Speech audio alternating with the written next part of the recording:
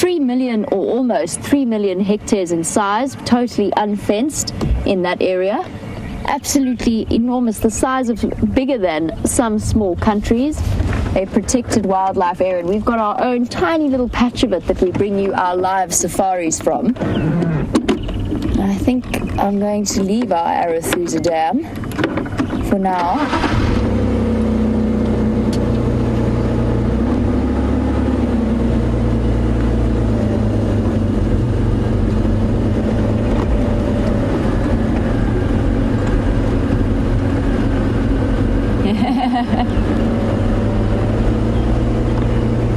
We've got a question about the Birmingham Boys, which amuses me immensely, and I'm sure many of you have been wondering where they are. So Julianne in Ohio, you were wondering where the Birmingham Boys have gone.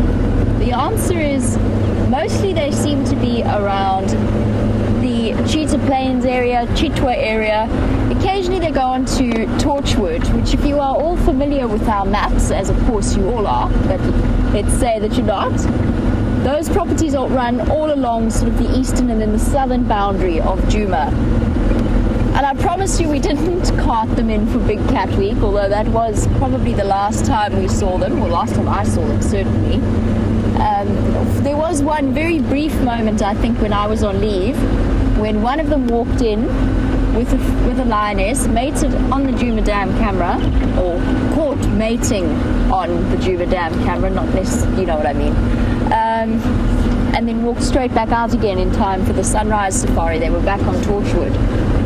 So they've been spending a lot of time around there, and they have been mating. One of them's been mating with a Styx lioness, apparently. This is the information we've been given from the other guides who can head into those traverse areas.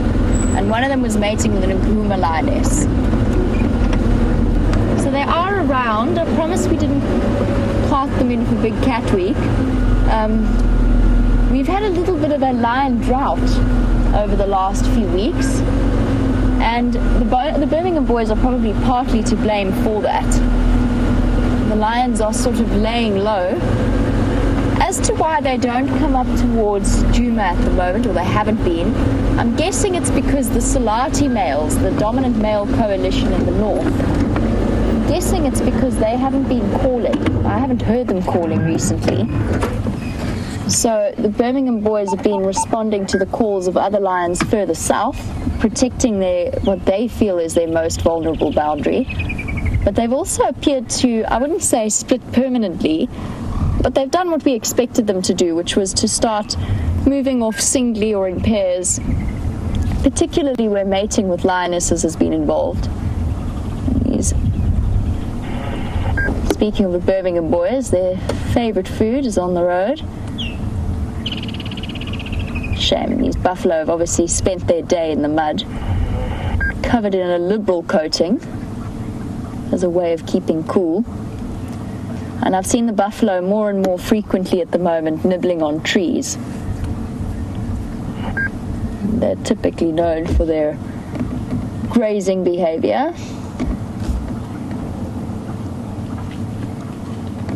But they are moving away from us, and I believe that James has found a nice combination of both buffalo, hippo and elephant to show you.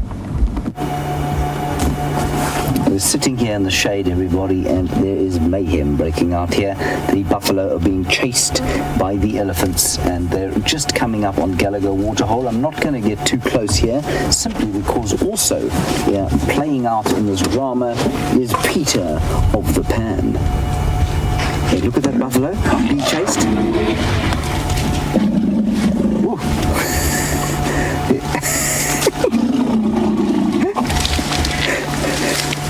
I think that elephant bull got a fight, to be honest, and he just started running. And then the buffalo took fright, and now everyone's taken fright, and now we're just going to have a drink. And there in the background, you can see Peter. So Peter came via the carport where Steph parked his car to the Gallagher Dam, and you can see Gallagher Waterhole, and you can see him trying to have a bit of a graze there.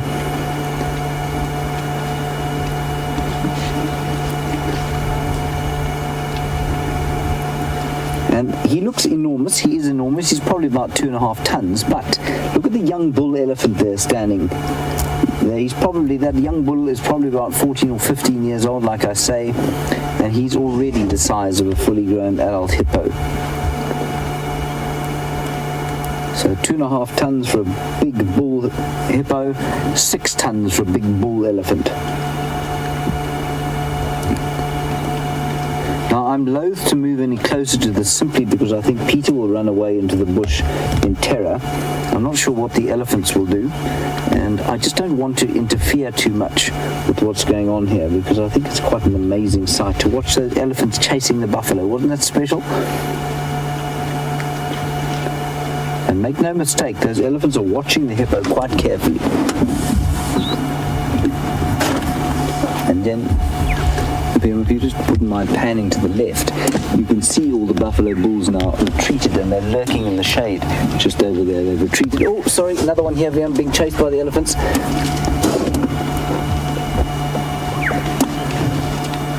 Two of them gave chase. Now the little elephants are running.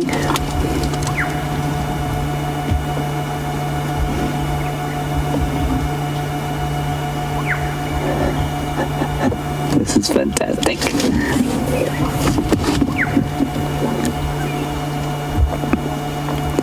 And all because it's so hot. There's such competition over water. No one really wants to wait their turn. The natural order of things would be to everyone just move slowly away while the elephants come and drink. What you wouldn't want to do now is to come across these buffalo bulls on foot because they would be a little bit upset given that they've been chased around by these elephants.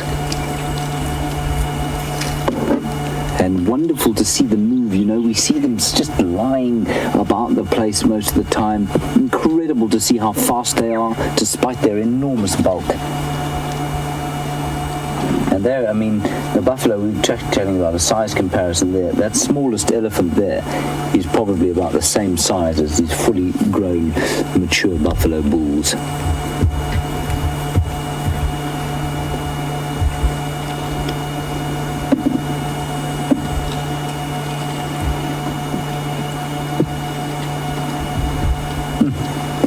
Of course, the sighting would be made complete by the arrival of Karula. What about the Nkuhumas? Or the Nkuhuma Pride. In fact, the Nkuhuma Pride's arrival would be excellent. I'm not sure I'd recognize a lion if it walked onto this reserve, though. I would consider it an entirely unknown species. It just seemed to be skirting around Djuma still. Lots around the place.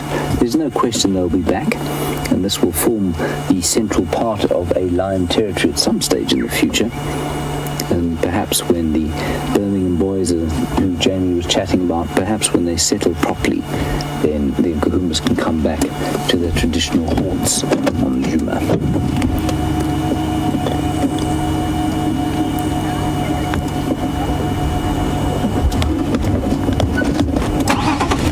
Just sneak a little bit forward. Nigel, a similar question was asked yesterday, and it's a very interesting one that I hadn't actually considered too much. You want to know, are there any animals or plants that are benefiting from the dry season? In the short term, yes, there will be some. So, I'm just going to sneak forward here so we can see exactly what's going on. Buffalo are retreating through there. And this one has got an itchy bottom, so he's scratching his bottom on the tree wisteria, and now he's embarrassed about scratching his bottom in public, and so he has ceased. I'm not sure if you won't be able to hear it, Nigel. I'll get back to your question now. But the elephants have just, somebody in the elephant herd has given a command, a little rumble. It doesn't sound anything like that to them, and they're now moving into the bush, probably to start feeding again. The little ones will have a bit of a play.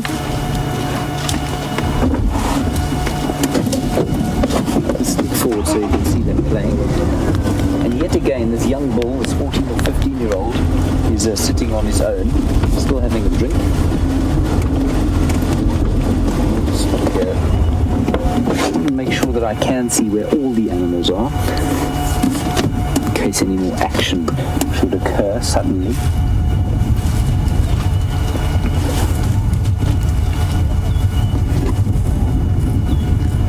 Now, Mia, you want to know if the elephants chased Peter as well? No, they didn't even look at Peter.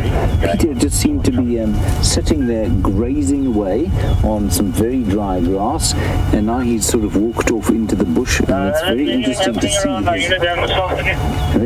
see his behaviour. Because Vim and I nearly went on a walk this afternoon, and I mean, it's not to say that it would have been more dangerous with Peter there, but just interesting that he is spending time out of the pan despite the heat of the day. So the elephants are watching us quite carefully.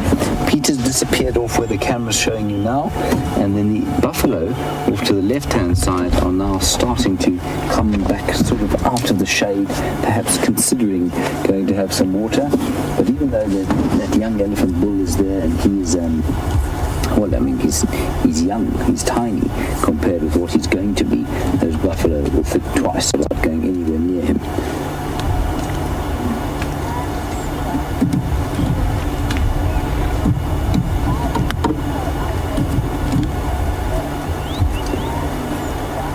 Mandinga, that's a great Twitter handle, Mandinga.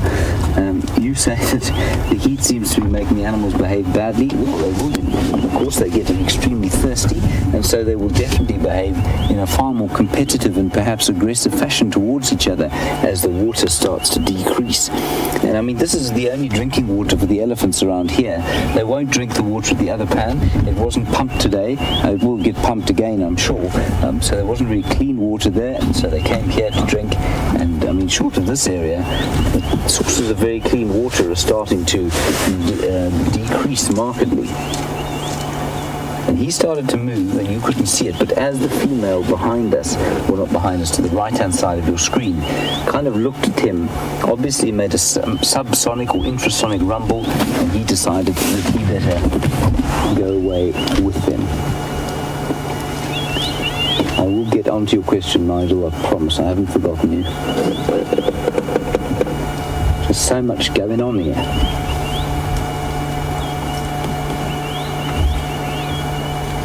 He goes. Must follow the family still. Not old enough to be on his own. He's like a resentful teenager, you know, going shopping with the family. Or worst of all, perhaps being asked to go to the movies with his family, his mother and father and younger siblings. You can imagine that situation where all he wants to do is be with his friends and away from the embarrassment of his family that he can't be. He must walk with them. For support, you know, no one else is going to buy him pizza. Okay, so Nigel, let's get back to your question, and it's a very good one. So initially, there are some animals that are going to benefit from the drought. The herbivores are going to lose condition, and that means their movements are going to become predictable because they're going to move closer and closer to water, and they're going to spend more and more time predictably moving to and from water. Now, because they're losing condition and because their movements are predictable, that makes it excellent for the carnivores, for the predators, for lions and hyenas and leopard and cheetah and wild dog. They're going to find it a lot easier to catch things as the drought progresses. That will eventually tip over, though, once everything loses sufficient condition. And I mean, if we have a very, very severe drought and animals start dying off, then obviously it's going to affect the carnivores negatively.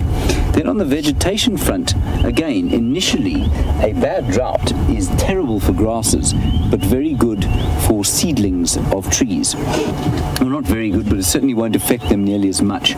So you can see the grass here is almost gone completely. This should be green at a normal time, under normal rainfall circumstances at this time of year. And the only thing stopping trees growing up, competing with trees and seedlings, is grass plants. Grass plants are much more effective competitors for surface water.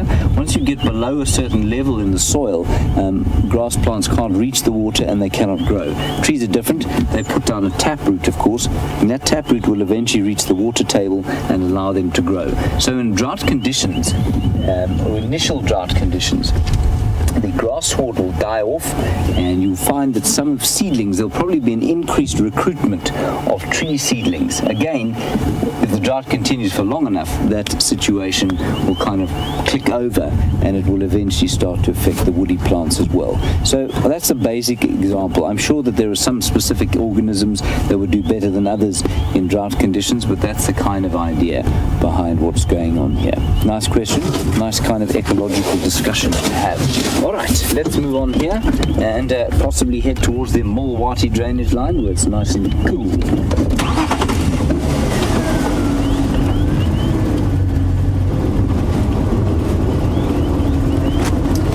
Now, Shannon, Ohio, I love these questions because they open up all sorts of cans of wormies, and your question is basically could we put sprinklers around here to feed the grass and the trees? Hello, old fellow. I'm sorry you were chased by the elephants. That looks so ashamed. Shannon, the short answer to that is yes, we could. Assuming that we could find a borehole that would supply water, underground water, we could put sprinklers in various parts of the reserve. Certainly there are some reserves that have enormous amounts of piping under the ground that articulate water to pans like this one, but out in the open. So in theory, yes, it would be possible. Would we want to do it, Shannon, is the question. And the answer is almost certainly a resounding no in an area like this, which is an open system. Areas like this have survived droughts for millennia, and it's almost an important part of the ecology of this area that droughts do happen. It's totally normal. Some plants will be affected, some won't, some animals will be affected, some less than others, as we've discussed. And we can try and interfere as human beings, but our interference normally results in an imbalance, which then results in sort of more kind of a ecological trauma, if you like. So this is the fourth buffalo that we've driven past. I'm so happy to see us. He's very confiding to just stand here less than 30 feet from the vehicle. I think he's a bit nervous of the elephants, obviously. Some of the animals are definitely starting to lose condition. I would say the elephants are. I would say the buffalo are not. This chap is he's got a bit of a sniffle, clearly. And he's dribbling.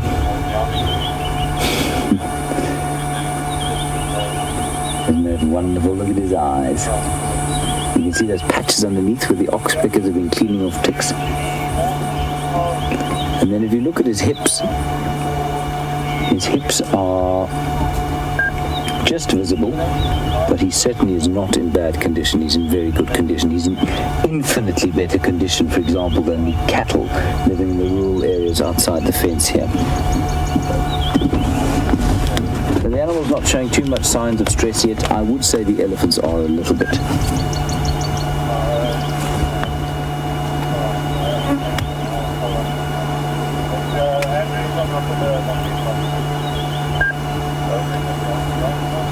He's also dribbling.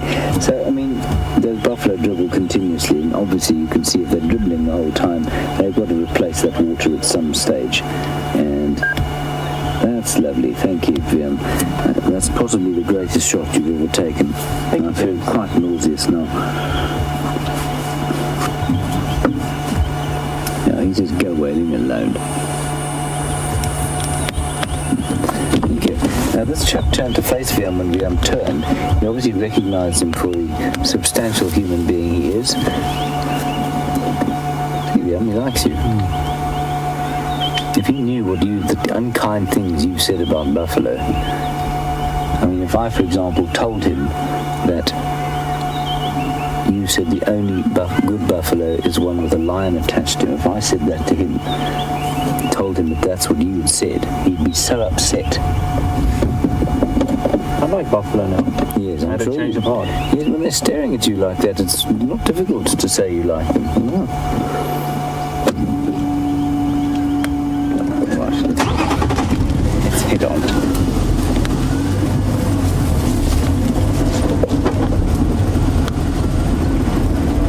right, let's head across to Jamie for an update, see what she's doing at Arathusa. We're going to head on towards the centre of the reserve, possibly to Buffelshoek Dam.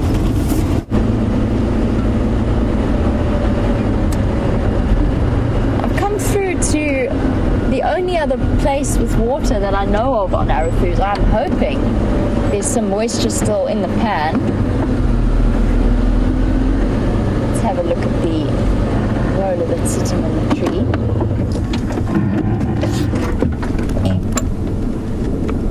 Bobbing about on the acacia in this incredible wind.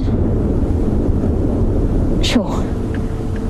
I'm quite surprised. It's only when you come out into the open patches like the Arathusa airstrip that you realize exactly how windy the day actually is. And I'm sure you can hear it. And this lilac-breasted roller is performing quite the balancing act on the edge there. See how those feathers glisten in the sunlight. Something that I'd forgotten about until really recently was my conversation with James Hendry about the lilac-breasted roller feather that was in Nikki's hat that I borrowed, and James promptly accused me of robbing him blind of the lilac-breasted roller feather that he was onto, or that he was after. And I wonder whether James has managed to get a lilac-breasted roller feather yet. I don't think so. I think he's still... There was some story about somebody wanting one so that they would give him a special kind of coffee. Probably that magical civet coffee that's meant to be absolutely delicious. We'll have to, at some point, gather up some lilac-breasted roller feathers for James. Chirp, chirp, chirp, chirp.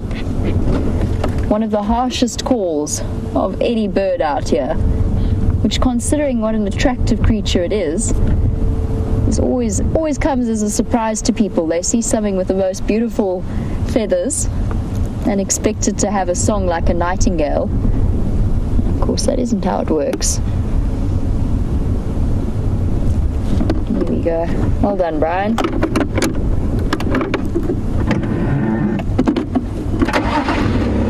They seem to be one of the few bird species now on the airstrip taking advantage of the open area and access to any kind of insects that they might catch out here. You can see with those thick, broad bills, immediately shows you exactly what that bird is specialized in doing. Catching things like crickets and insects, grasshoppers. Coming up to the pan, and it's looking depressingly without water. I was here on New Year's morning, and there was a little bit of water still to drink. Now it looks as though there's nothing. That was quick. 3 days.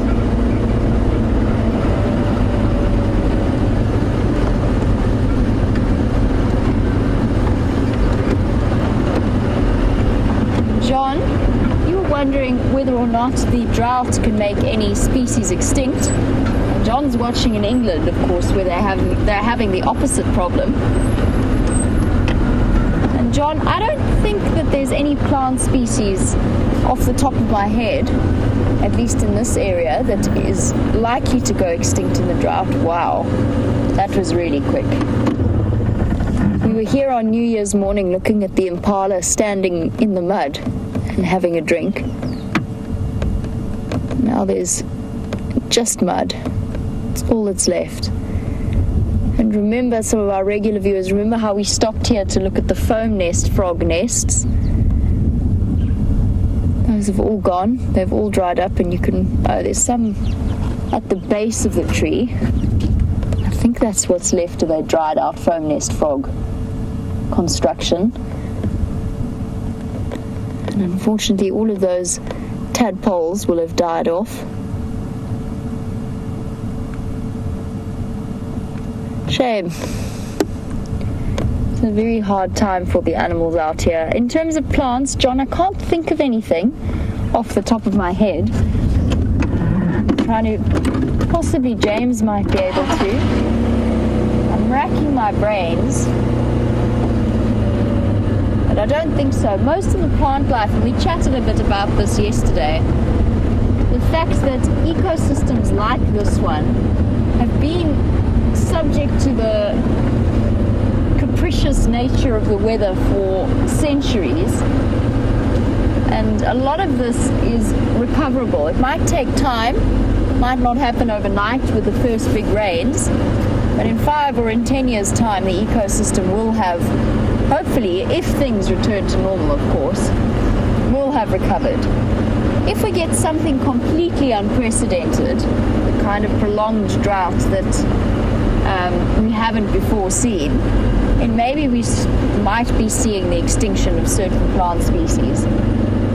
But they make things tough out here in Africa, built to withstand all kinds of weather extremes. So hopefully everything will recover.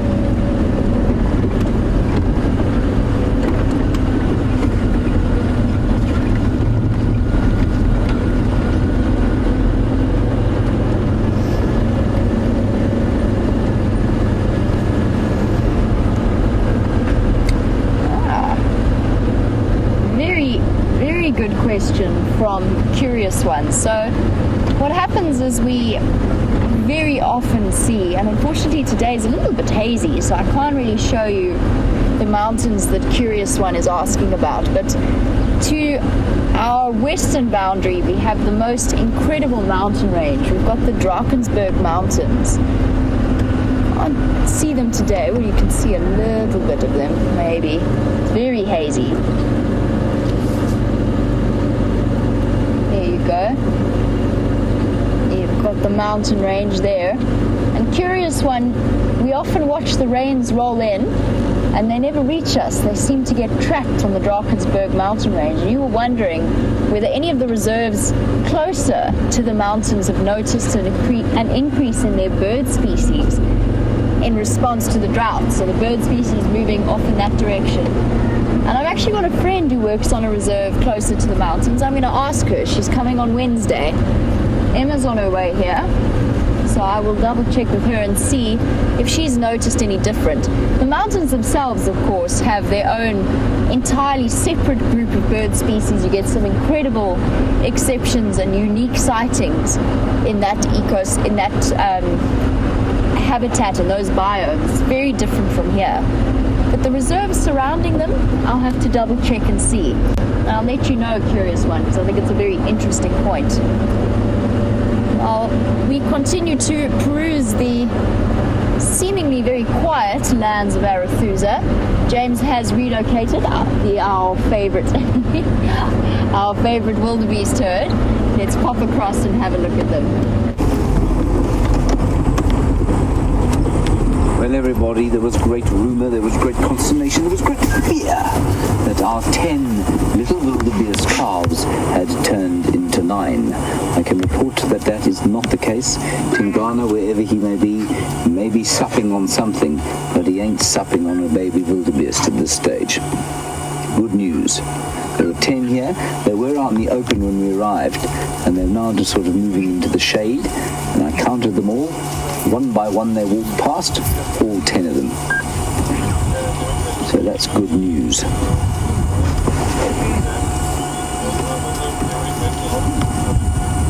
And as Ben was saying, they're now beyond the size, when a pride of lions would come in and devour 6 or 7 in one go, which is great. They're running very fast, their coordination is in, their neurosystems are starting to fire away a bit more like a mature wildebeest than like totally new babies, and so they can run with great speed. They're coordinated now, and they've got a much better chance of survival if the lions do arrive.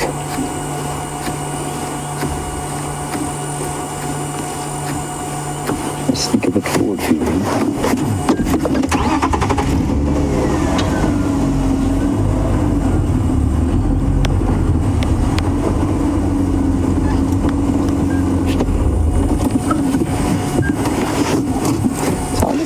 Of wildebeest, which I sort of semi-sarcastically called a migration at one stage, is turning into a little migration.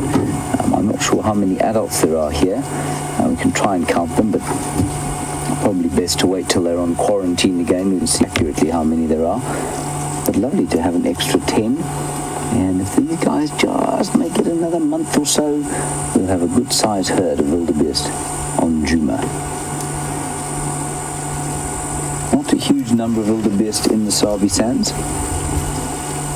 And I don't believe there ever have been a giant amount, or certainly not since the advent of water. Pumped water, I mean.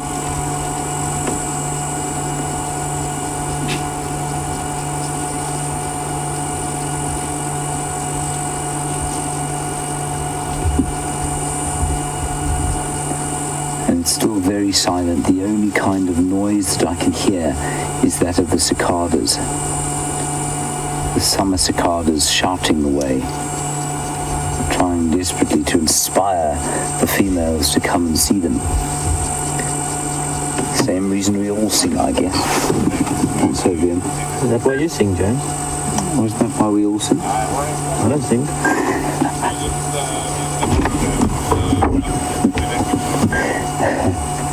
I'm not talking to you anymore, Liam.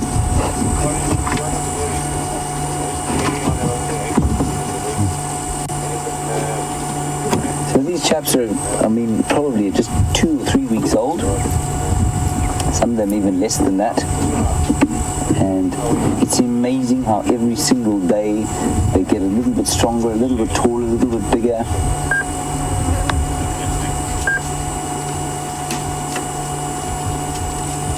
But they still get a bit tired and they need to lie down and have a bit of a rest every now and again.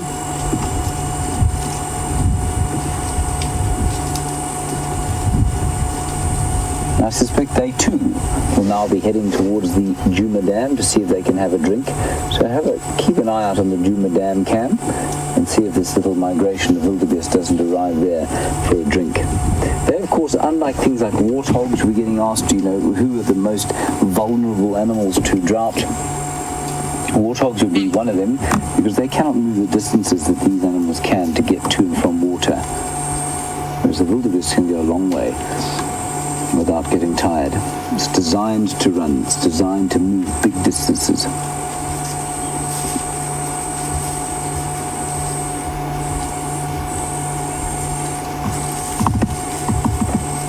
You can just see some lovely golden light starting to come through the trees.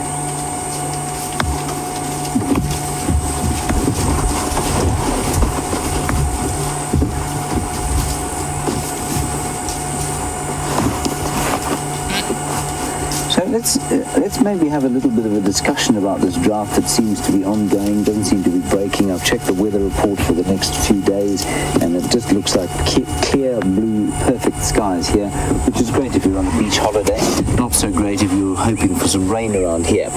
If you are a regular viewer, or indeed if you're a brand new viewer, let us know what your fears for a drought in this area would be. And let's have just a discussion around, I just think that there's some misconceptions about what a drought is, and it can actually be quite a positive spin for some species, like we've discussed. So tell us what your greatest fears or your impression of a drought would be in one sentence. Hashtag Safari Live. Let us know, and let's have a little discussion around that. We're going to carry on down this cut line and head towards Buffelshoek and see what's there. I doubt there will be too much Buffelshoek other than birds, which is fine. That's simply because there's no water there. Now a clay, what should we say, clay repository. Dust bowl, yes. Dust bowl. So we're driving up next to what we call the Mlolwati drainage line, and it is a drainage line, of course, is a dry riverbed. Were there to be a lot of water, that is the channel by which it would drain, and no doubt at some stage in its history it was possibly not a raging torrent. I'm sure it carried a lot more water than it ever does now.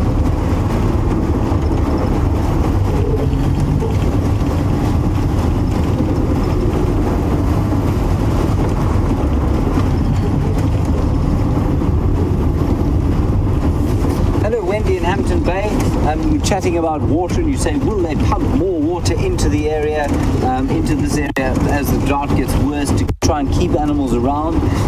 Yes, I suppose that's the only reason any of the landowners around here pump water. It's to provide for the animals, and it's also to make sure that their pieces of land, retain some of the animal populations. So on both there are 5 or 6 dams. We've got the 2 pans here that are pumped just in front of the lodges, so it's very nice for people to walk onto the deck and view 1 or 2 animals that are having a little drink. I'm a fan of the small pan because it doesn't kind of too artificially increase the amount of water. So those little pans at Djuma, I think, are a great idea. And yeah, so there will be some pumping, but there won't be enough pumping to sustain every single animal that's here. And if there's drought continues,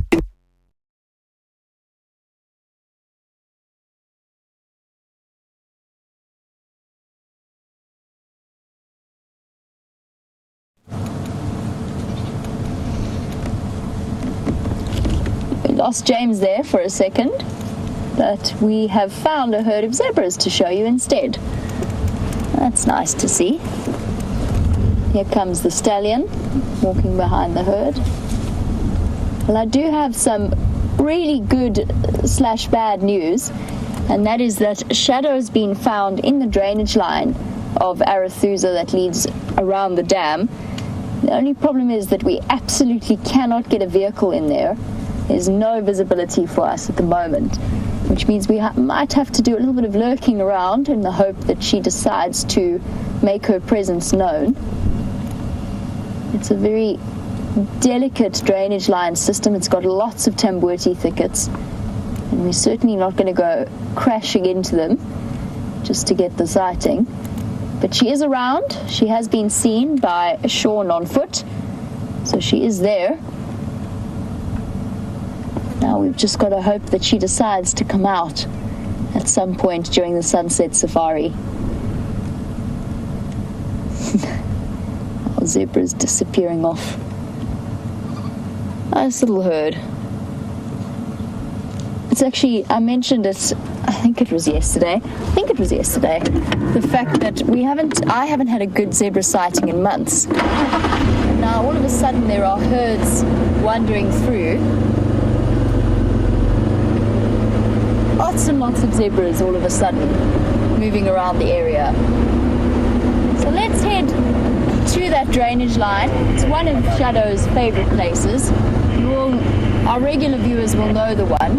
She spent a great deal of time around the Magic Willie Northern Safari Donga area to the east of the Arathusa Dam. I'm sure we'll be able to get a rough idea of where she is, if nothing else. But as I said, apparently, according to Sean, it's impossible to get a vehicle in. And I will take his word for it.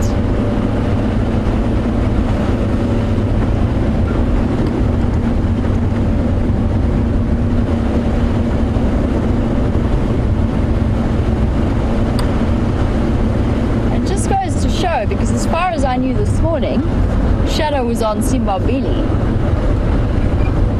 So she's been moving about sometime during the day and come further south.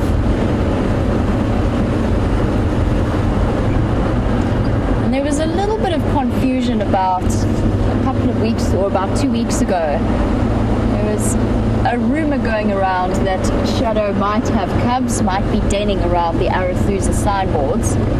She's definitely not. Just to clarify, it seems as though she doesn't have any cubs at all. She hasn't, and that makes more sense because as far as we knew, she was mating with Tingana. She was called in mating with Tingana about a month and a half ago.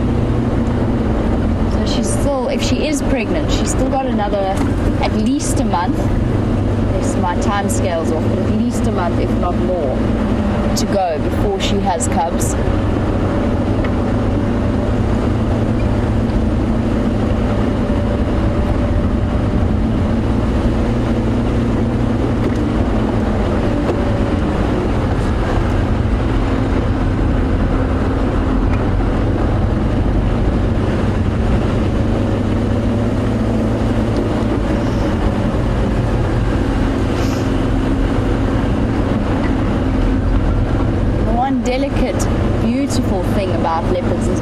highlighted by Darlene.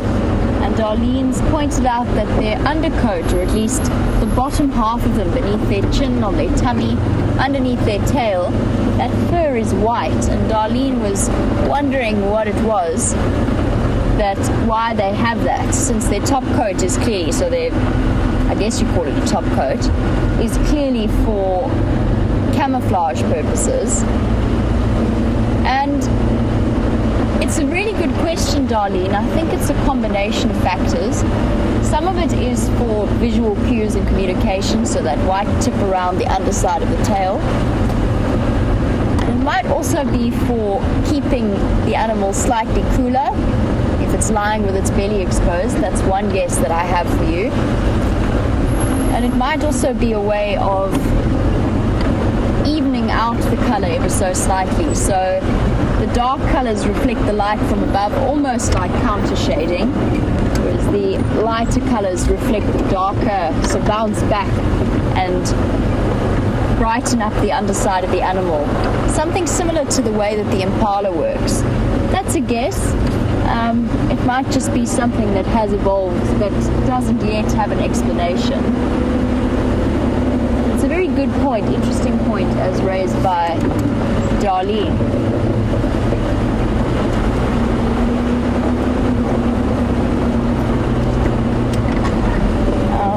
She's in the drainage line. The other side, the power lines sort of split the drainage line on either side, and we're going to the northern section of that split. Let's see if she's going to be kind to us and decide to come out.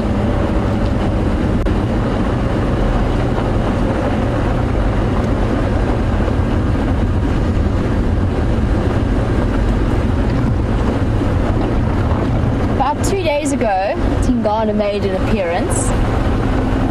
And Tingana is one of the dominant males in this area. And Tingana was chasing the wildebeest, or at least they startled as he made an appearance at the Djuma Dam. And Sandy, you were wondering whether or not a leopard could have taken one of those wildebeest calves. And for a big, powerful leopard like Tingana, I think that is a possibility, particularly if he managed to catch the herd by surprise.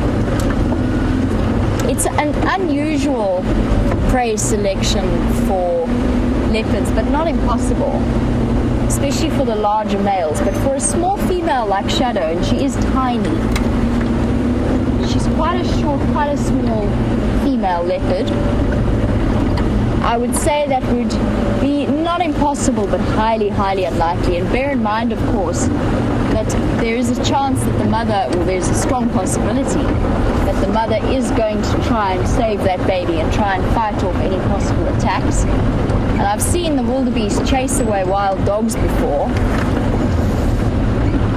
so they'd be more than capable of ganging up against a leopard. We'd have to have a serious power of surprise behind it, any kind of attack like that.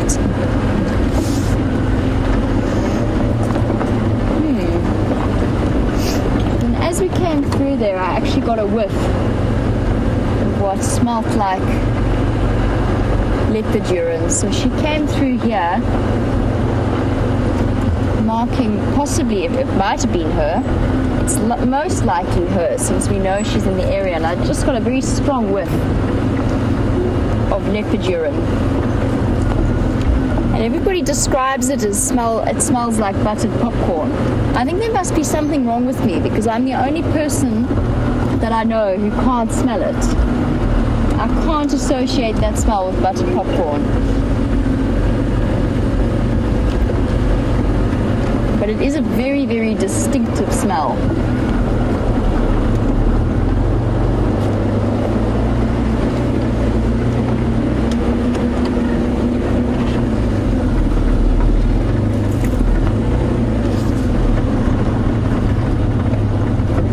Now we've just got to hope that she decides to come out.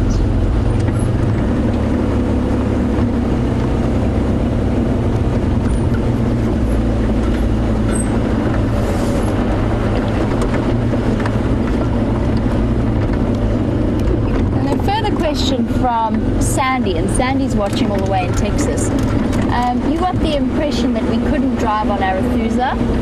We can absolutely drive on Arethusa. Arethusa and Djuma are our two traverse areas at the moment.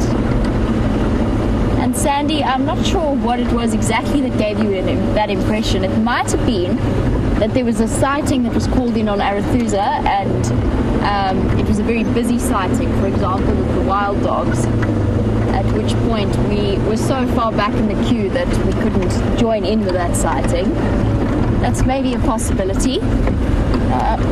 We do often drive on Arethusa. It's allowed us to not only follow the story of the wonderful Karula, Queen of Djuma, but also her daughter, who has made Arethusa is essentially the core part of her territory.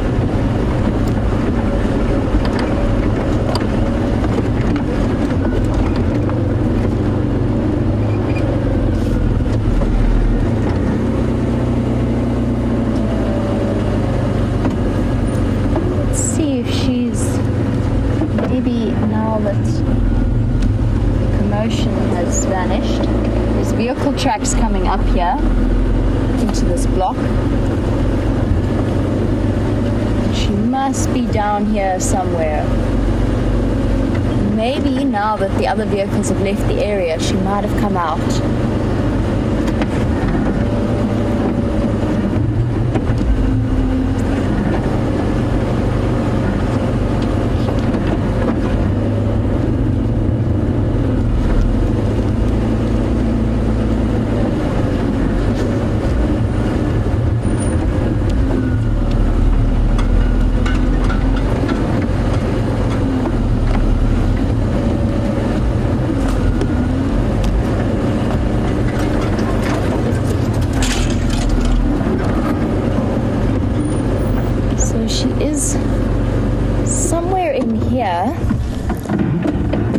Exactly where,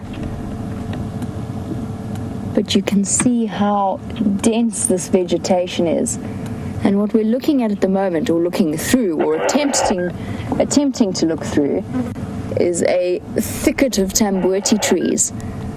Now, we occasionally drive over trees that we know are young saplings, and we're very careful about where we drive and how we do it. Driving over young tambuti trees can have a devastating effect on the environment that you're driving through, which is why we don't obviously do it. We don't want to do any damage to this drainage line. They're very important to this particular setup. So we're not going to go pushing through there. And I'm going to take the Arethusa Rangers' word for it when they say that it's impossible to get a vehicle in. I was hoping she might have decided to come out. Occasionally when vehicles come past leopards, then they decide to take that as an opportunity to just go for a bit of a walk and maybe switch into a different patch of shade. Doesn't look as though she has.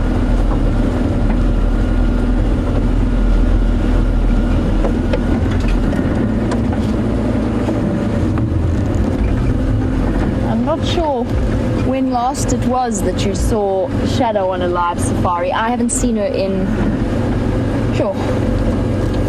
what feels like a very, very long time. I think the last time she was on a live safari was when she had an encounter with her mom. The two of them, Karula and Shadow, were sitting right on the boundary of their territory, and the boundary,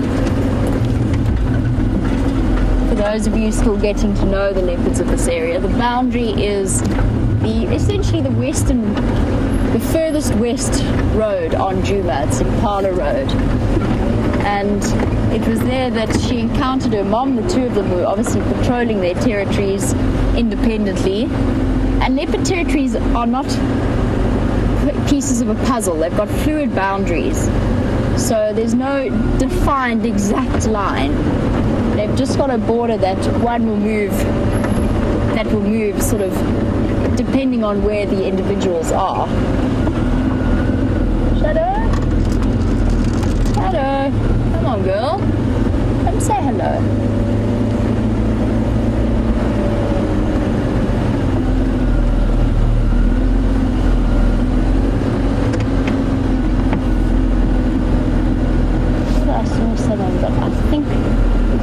my brain playing tricks with me. Still there? Brian says I did see something, it was an impala.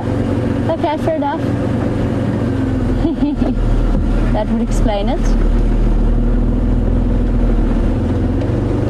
What was I saying? Oh yes, so Shadow and Karula had an encounter. It was not a hugely aggressive one. There was some growling from both sides and some very unladylike drool or dribble and bubble blowing from the Queen of Djuma in her irritation. Which is something I've never seen a leopard do, but I must admit it was really, really interesting. It made for some amazing screenshots. And that was the last time that Shadow was seen, as far as we know, on live safari. Oh, I think she's probably in there.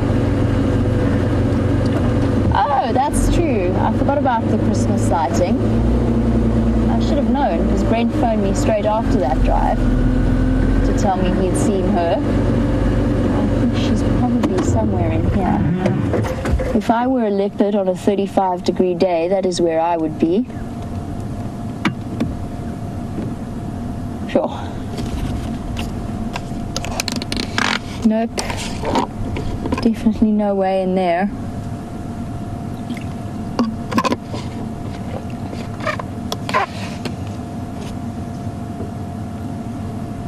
Oh well.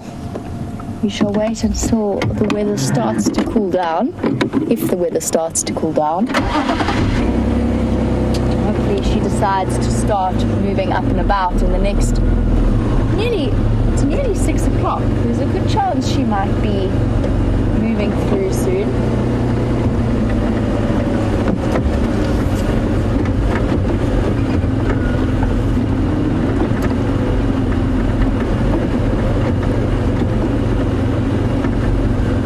It's interesting that she's moved all the way from Simbambili all the way down here. It's a distance of about 5 kilometers from where she was in Simbambili that she's traveled. Oh, that might be a slight exaggeration. 4 kilometers. There's also some areas here that are completely bare of grass, and just driving over them to try and get towards those drainage line patches where those erosion gullies are. Driving off-road is going to cause some serious damage.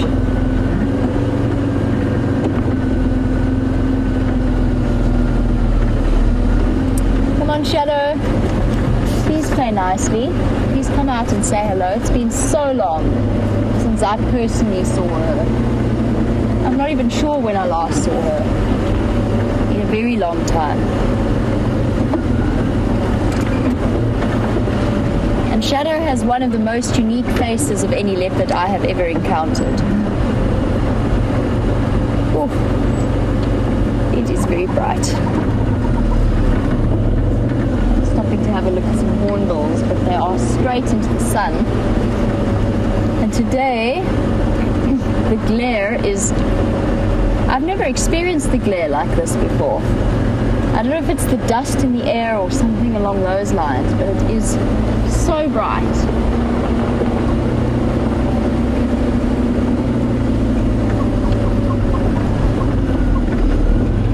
I need to shade my eyes so I can see properly.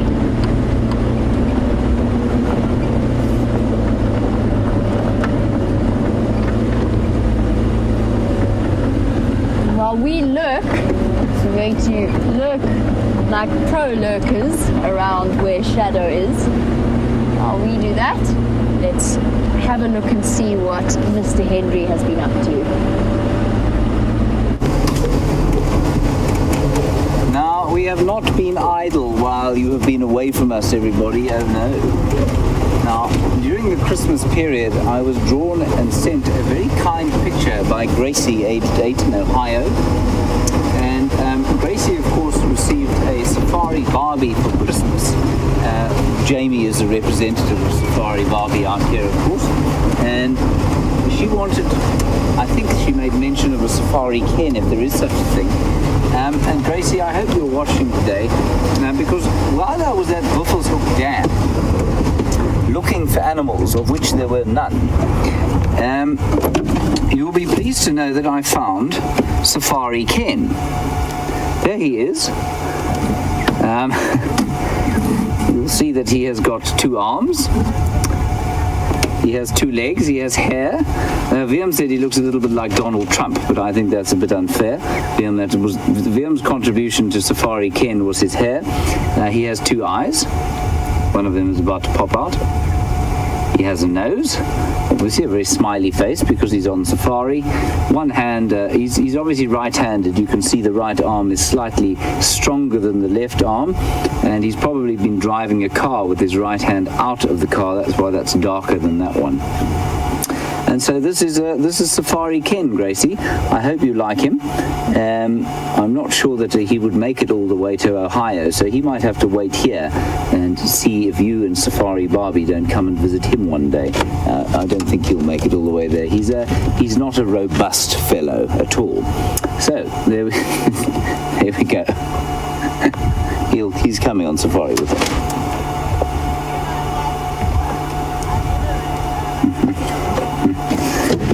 Gracie, I'm most pleased to hear that you are watching. You want to know if I know how to swim. You say you have never learned and you are afraid of the water.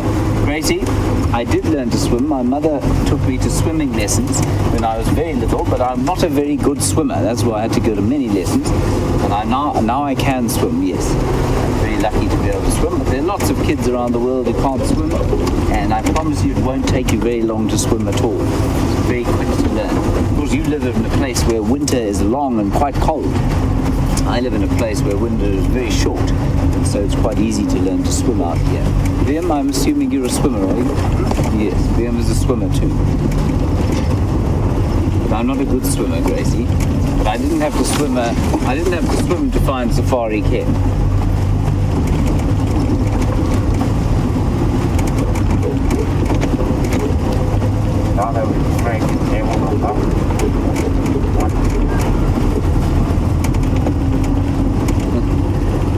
Now, Junebug, I asked a little bit earlier about fears for the drought, and you say you are worried that the safaris will stop if the drought gets too bad. No, I really don't think that's going to be the case, and there's no reason for the safaris to stop. In fact, the safaris are going to become increasingly interesting as we go forward with the drought, because I've never seen a drought like this out here, and it's going to be fascinating to see how the ecology deals with it and how the animals and things play out. I think it might be a little bit difficult for some of us at some stages because, like I was saying before we went black screen last time, it is entirely possible that there will be some die-off of animals. That's okay.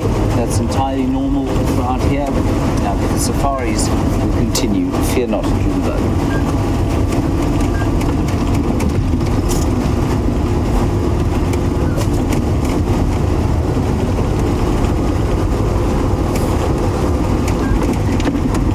Bethany, your fear is that the animals will start to look unhealthy. They will. That is absolutely correct. And they will start to look fairly skinny, like some of the elephants are already. Again, that's perfectly natural. And yes, it will be quite sad, I suppose. But we have to try and take an unimpassioned look at it. While we do feel sad, and I can't look at the animals out here without feeling emotion about them, it's important that we detach that from any potential action that we might try and take in the name of conservation. Because normally, like I say, when human beings get involved, it normally goes bad very quickly. Thank you for that, Bethany.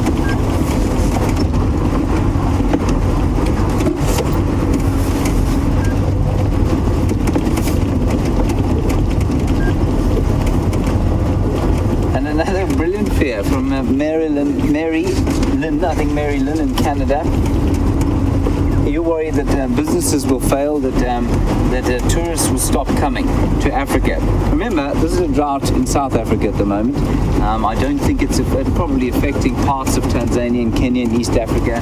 Botswana's dry all the time. I don't think it will make a huge difference to the floods that they're having this year. So it's a South African thing at the moment. It's not going to affect tourists, I really don't think, unless it was to continue for sort of 5 years and all the animals died out. Then it would be a bit tragic. Tourism, it's not going to last that long. It's going to be a lean few years, I think, but it'll just look different. It's not going to look worse or better.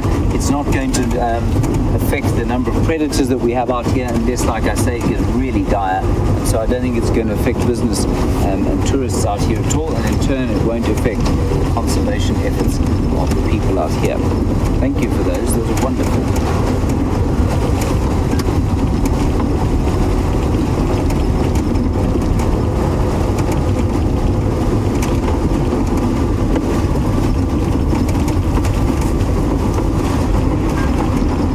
As you say, as I said, I hope I said this, it sounds rather too good for me to have said, you can't just appreciate one side of nature, you've got to appreciate it all. And it goes in a cycle. As Kelly says, it'll go in a cycle. There'll be cycles of wet and cycles of dry, and that's been going on here for millennia. Thank you, Kelly.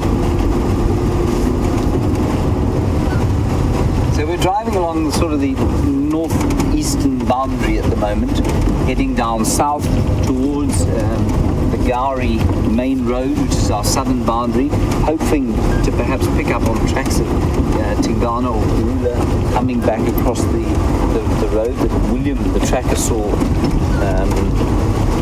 crossing south earlier today. We may or may not be lucky, I'm not sure. And then we're going to head off to the new hyena den and see if we can't figure out if there are some really little ones in there a bit later. Now, I believe Jamie is hanging around, lurking, I think she used the term, because lurking is not a particularly kind term for her to be using to herself. I would like you to ask her, just given that she slighted my character slightly earlier today. I can see that she's opening the doors for banter, much the same as Brent does, of course, and Scott. And I would like you to ask her next time you see her why it is that, despite the fact that there's a leopard in the drainage line, well, I mean, I'm very sure that Brent would take a car down there, and why is she not doing the same thing? Given that Brent would do it, why wouldn't she? I'm pretty sure that I wouldn't, but Brent would.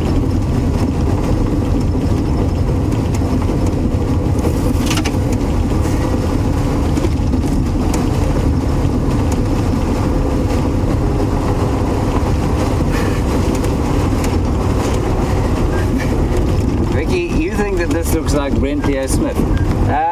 Please take a screenshot of him. Hashtag it. I think he's still in Victoria Falls at the moment, so he will have internet signal.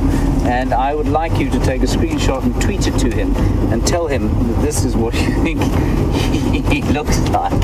But make sure to tell him that I didn't say that he looked like this. Marvelous, thank you. I think it's at Brent Leo Smith. If you want to tweet Brent, tell him that I did not make this as a model of him.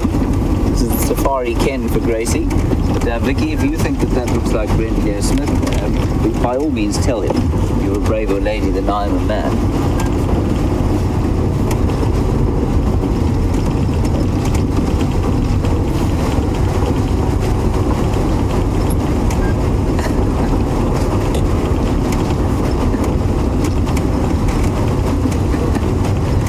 Gracie, you say he's not called Safari Ken, but Safari James. That's very kind. Thank you very much. And will I keep him for you? Absolutely, I will keep him for you. I'm not sure how long he'll last. I might have to replace him every so often.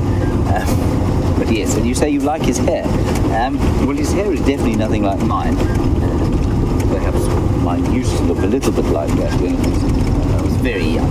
Thank you for that, Gracie. I will certainly keep him, and when this one withers away, I shall make another. I don't think it will be too hard. Viam saw how I made it. It wasn't particularly artistically challenging. Thanks, Gracie.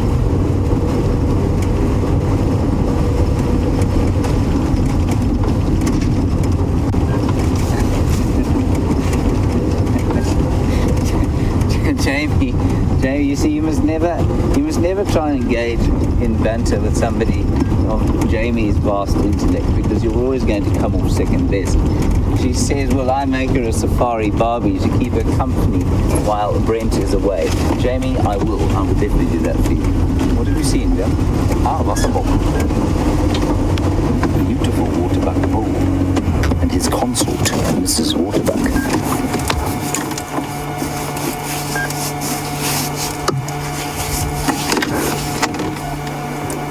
I don't know if you saw, as we pulled up here, this waterbuck bull was definitely testing the waters, as it were, of this female. And as we head into January, the animals with the slightly longer gestation periods, such as this waterbuck here, I think they have a gestation period of about 10 months, if I'm not mistaken. I know Steph is sitting in final control, and he has possibly a better memory of these things than I do. I think 10 or 11 months maybe for a waterbuck. And so mating time for a peak birthing season during the beginning of the rains would probably be around about now for a waterbuck. And I think he was definitely testing the waters there with that female. And she had her tail cocked out, and so possibly she is almost ready to mate. He is a big bull. He's the kind of bull who would certainly dominate mating rights in an area like this.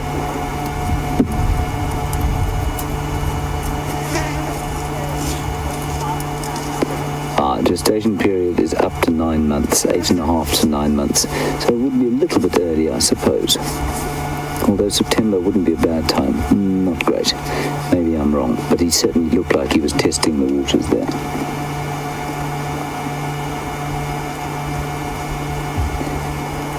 Now, waterbucks, surprisingly, are probably not that drought dependent, probably not that drought sensitive. While they will run into water if they're harassed by predators, they will get quite a lot of water from their graze if they can, and then they will move to water to drink. They're not short like waterbuck, at least like warthogs and me and Viam, so they can in fact move to water when they have to. And so I don't think, they certainly don't look to me like they're losing condition at all. It's only some of the elephants that don't appear to put on condition again after the winter time. And as I've just started to spot, there are definitely a few marulas starting to fruit. In fact, I find a sort of new one every day. And I think very soon those are going to be inundated with elephant activity, because the marulas, especially in a time of drought like this, are going to form a very important supplement to the diet of the elephants. And all the other animals. There were impala tracks all over the one marula tree I know yesterday afternoon. They'd eaten absolutely everything. There were nyala tracks around there as well. So all definitely spotted that the marula boon is beginning.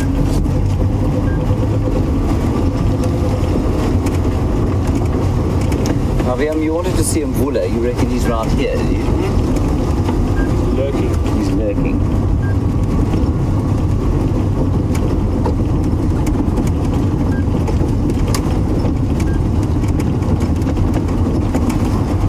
Now, Debbie, you're in Vancouver, obviously, where water is seldom an issue. I think it rains most of the time there, if I'm not mistaken. You say you're worried, drought-wise, about the trees and bushes. Could the water table drop below the level of the tap roots? Yeah, absolutely it could. That's not a bad thing, Debbie. To me, this is Lilac Crescent Road. I know you've looked at one with Jamie, so I'm not going to stop there. Yes, it could drop below the level of the water table, and eventually, when that does happen, certainly there could be some tree die-off. We'd have to get very, very dry for that to happen, and it's not necessarily a bad thing. I think, for example, that this area is too thick with trees. I think that comes from many decades of sort of different elephant management, and the fact that the fences from the Kruger were only dropped in 1994, which was 20 odd years ago. So I mean, I don't think it would be a bad thing if there was a die of some woody material.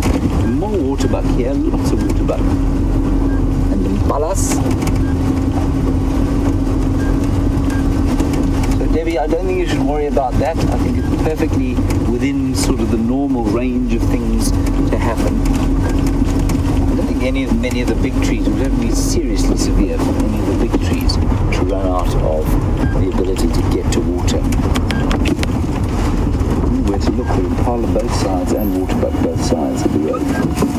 but got that lovely smell. Musky, sort of like a strong horse scent.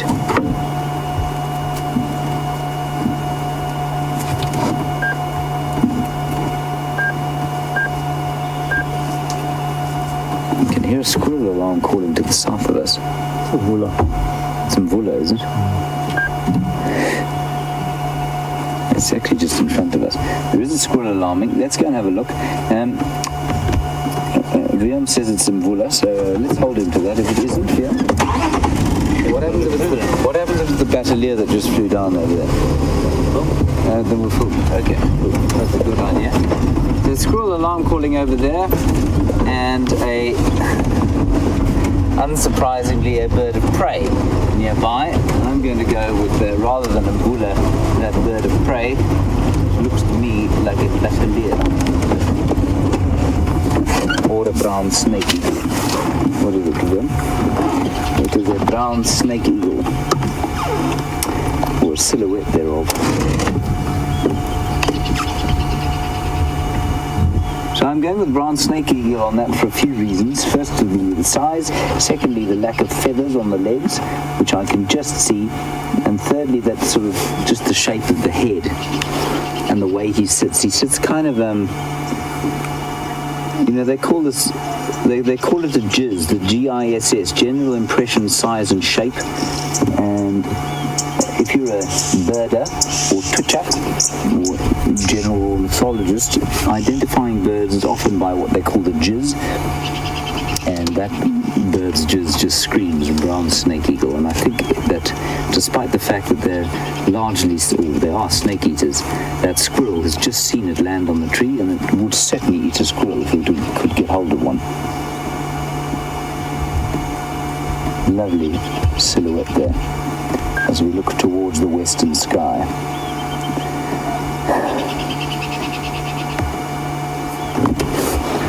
So that's GIS, G-I-S-S, General Impression, Size and Shape. It's an acronym. On we go.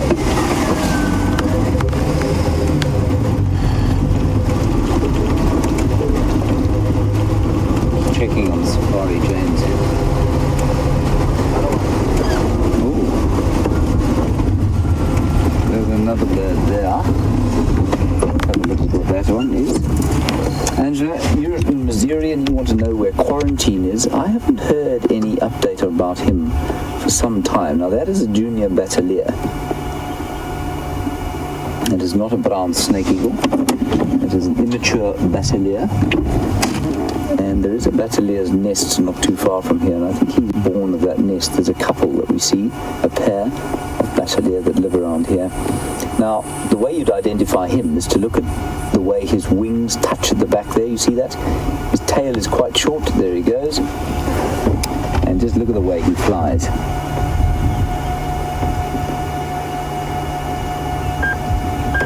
So very fast, shallow wing beats. Almost looks like a bat. Battalier flying like a bat. Very nice. Checking on Safari James, he seems to be okay.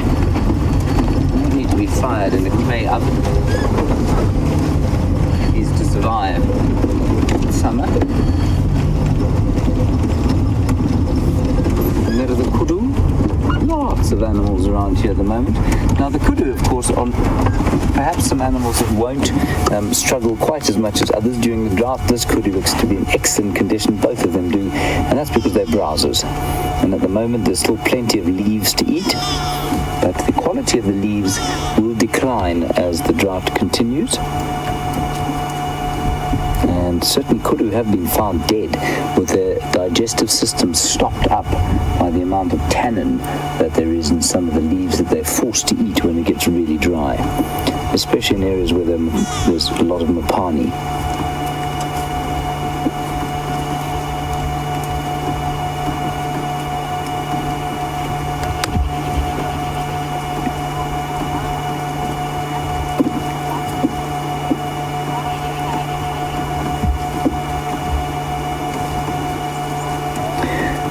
nice question, Cindy from North Carolina. I think that's quite an astute question.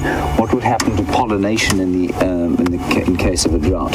Cindy, I think you'll find with flowers, with wild flowers, the time the flowers will be able to survive will be vastly reduced if they come up at all. So the annual flowers will pop up, like for example, I don't know, the morning glories that we get, or some of the cotton plants that we get. Their flowering time will be reduced because there's no water in the soil, if they come up at all, so that pollination will definitely be reduced. I think the number of insects around is probably, well, there's definitely fewer dung beetles than there would be normally. So the number of vectors of pollination are probably down a bit as well. So yeah, no doubt it would result in reduced pollination. Those, of course, that are pollinated by the wind, possibly not quite so much. But remember, I think the less water that there is, the fewer flowers that trees or other herbaceous and woody plants will be able to produce, because it's expensive to produce flowers.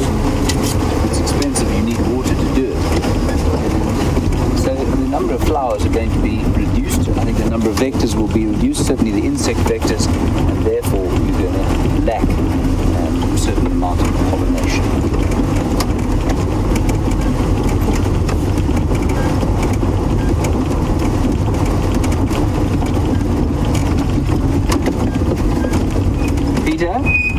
I'm going to show you the answer to your question. You want to know what would happen if there was a major bushfire here.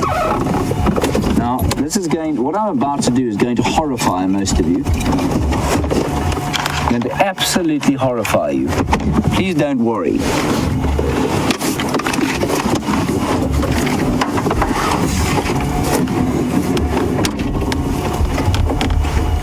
Here is an enormous box of matches.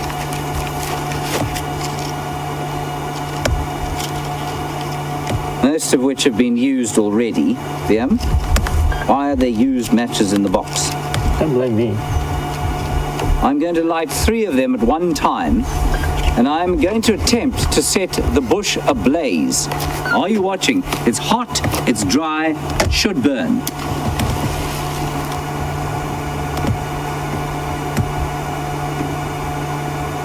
Look, Liam, it's not burning. Why is it not burning? Flame retardant grass. Not quite. And there's your answer. There is no grass. And without grass, the bush cannot burn. The bush must have grass to burn. These trees, you can't set these trees alight. If you had a giant flamethrower, you might be able to set them alight briefly. They'd go out again very soon. They're green, of course. And if ever there's a drought out here, at least if ever there's a bushfire, it's normally after actually a year of good rain. So after a year of good rain, this grass sward in this clearing would probably stand about a foot off the ground. And then after the rain, of course, we have the dry season, the dry cold season, where the water slowly leaches out of the soil and out of the plants. And then we hit September, October time. When it's dry, it gets hot, and after the heavy wet season, the grass sward is still standing high. You put a fire through that, then it'll run. These conditions, after we've had 2 dry seasons, there's absolutely no chance of a bushfire doing anything here right now. Unless it was, it wouldn't happen.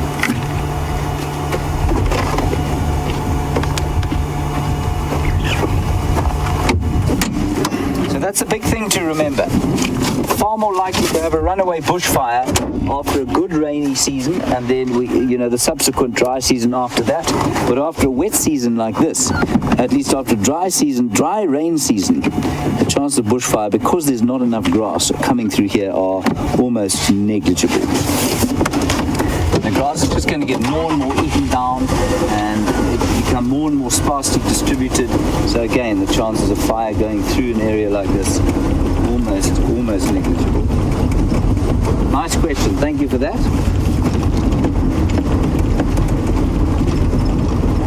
Let's head across to Jamie. I wonder what's going on with her leopard.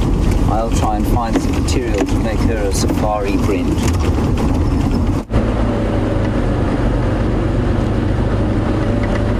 It seems as though James has been expressing an unexpected artistic side, or at least an unexpected sculpting side.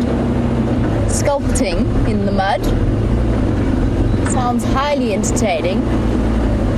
We are back once again on the road where we know Shadow is, or at least we know Shadow is just hidden away in the drainage line.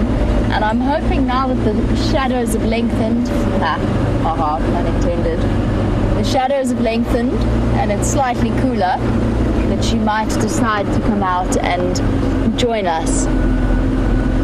One of the things I'm listening very carefully for at this point is alarm calls, because we don't know exactly if she does decide to move. We don't know exactly where she's going to pop out, so keep your eyes peeled, and hopefully something like a squirrel and some impala that Brian saw might let us know where she's hiding. Just a quick update on the wild dogs. They have made their way onto Simbambili now. I think it's the Investec pack. I haven't heard any confirmation, but I think it's the pack that we've spent the last few days with.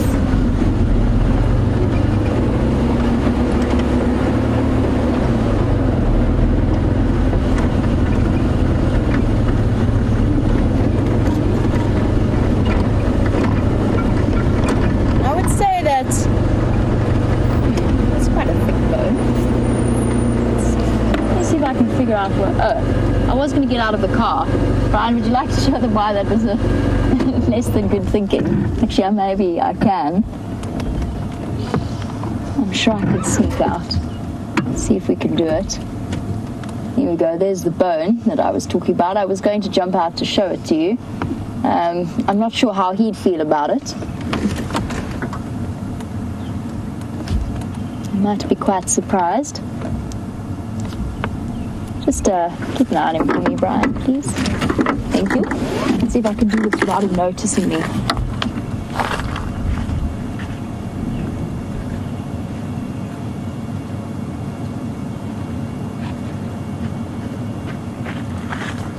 I'm like a buffalo ninja.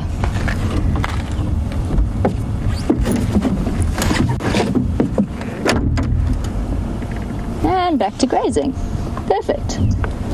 Thank you, gentlemen.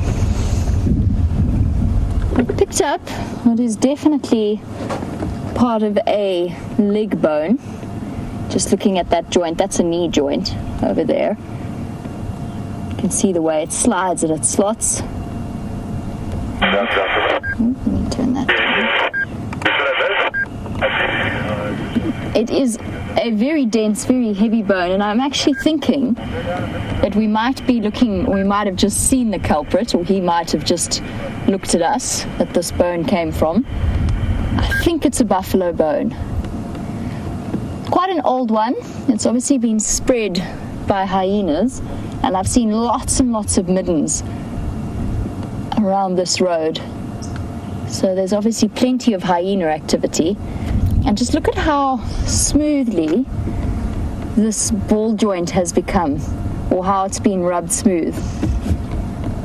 And that's by the sheer motion of the joint, or it has to be. Otherwise, the buffalo would have arthritis. But you can imagine how it would fit within a socket. This side's being chewed off, probably by the same hyenas that scattered the bones. You can see all of the little holes of the bone marrow. And of course that doing the incredibly crucial job within the animal of producing the blood cells, the white blood cells and the red blood cells, all in that bone marrow. And it's usually in the femurs itself. And I suspect this is a buffalo, probably a buffalo femur, just judging by the size of it, the width of it. I think that sounds about right. What do you guys think? I can't think of anything else it might be. Yeah, maybe buffalo leg bone. It's always fun to play which body part you think the bones came from. Still got some old tendons where it's attached around the joint. That's what that brown stuff is. Little bit of flesh still stuck on.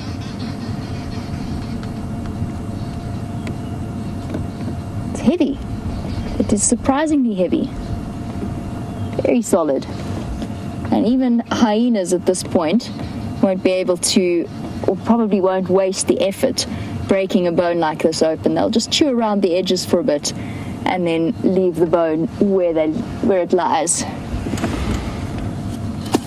Here we go. I'll return the bone to be consumed by the various insects out here that will slowly start to degrade it. In the meantime, James has got a very interesting impala to show you. Now, a little while back, we found an impala around Treehouse Dam that had been in a fight. He damaged his eye, broken a horn, and he's over here. Quite far from Treehouse Dam. So he's come quite a distance. Quite nice because, of course, we're not normally able to identify individual impalas, so we don't really know how far they move. But that's him there. Go on, show us your eye. That's it, there it is. Yeah. Ooh. It's still oozing mucus, obviously infected a bit. But I think he'll be okay. Certainly animals out here survive with worse injuries than that. And as long as he hangs around his mates, he should be okay. So that's quite interesting. And I mean, we're not that far. We're probably about 1.5 kilometers close by Treehouse Dam from his normal haunt. But like I say, most of these impalas, of course, we can't identify individually because they all look almost exactly the same. So nice to be able to plot his movements. Hopefully he'll survive.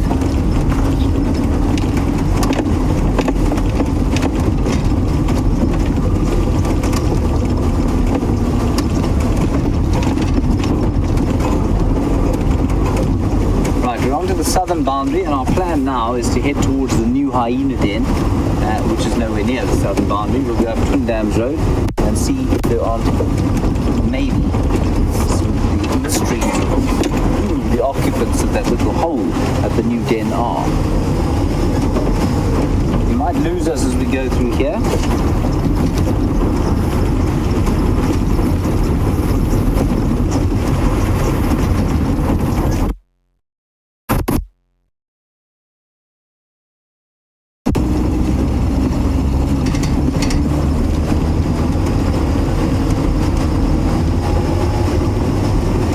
Back. I think you lost us a little bit. I was just going to the lowest point in Djuma, the Umlurwati drainage line. There are some people having drinks. Hello.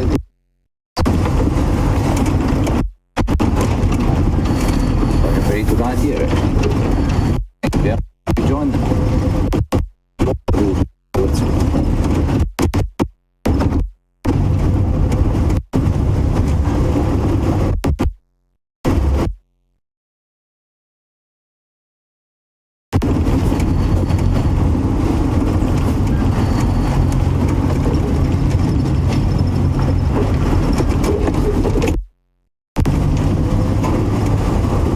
Darlene, you're in New Hampshire and you want to know what purpose flies can possibly serve other than to irritate people, which they do. They're very irritating indeed. I suppose in the ecology, the cop-out is to say they all form part of the food chain, which of course they do.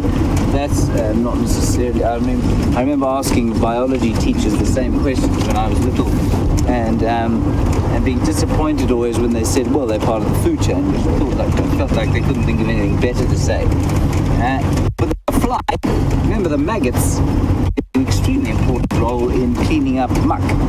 So they will be laid on all sorts of,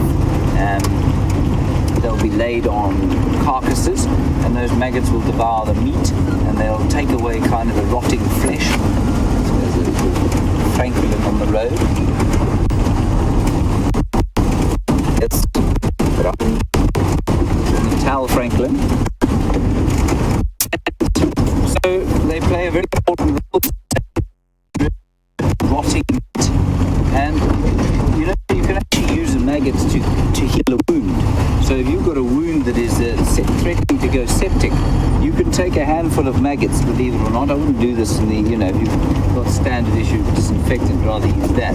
But you can put maggots on a wound and they will eat away the rotting flesh, the septic flesh. And then you take them off, obviously, and you bandage it. So they play quite an important role out here in devouring rotting meat.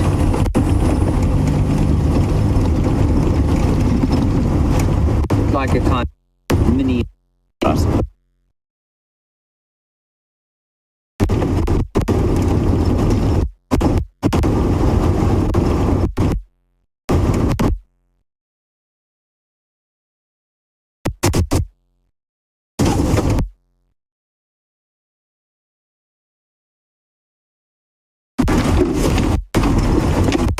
Set across to Jamie. I think our signal's quite bad.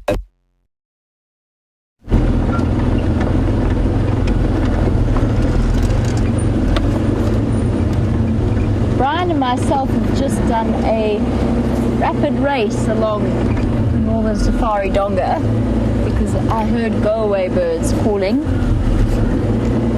But they've gone very quiet. I can see them. They were staring intently in the direction of where the off-road tracks went. Just want to double check in this ravine. See if she hasn't popped out here. But they've gone quiet again.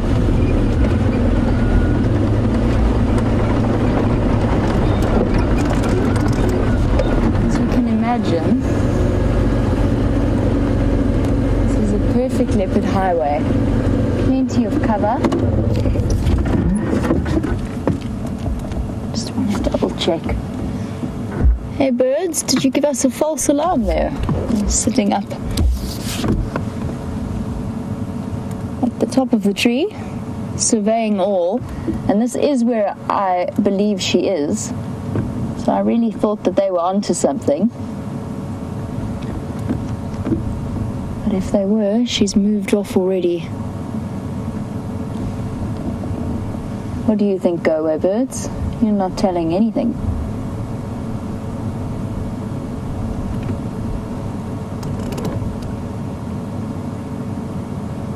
Nope. Grooming time.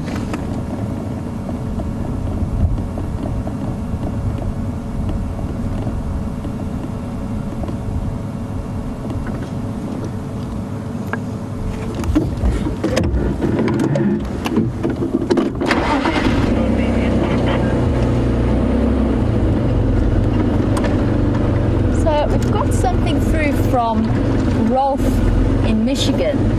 But apparently the steppe eagle has just been placed on the world's most endangered list. And that's... Hello, Impala.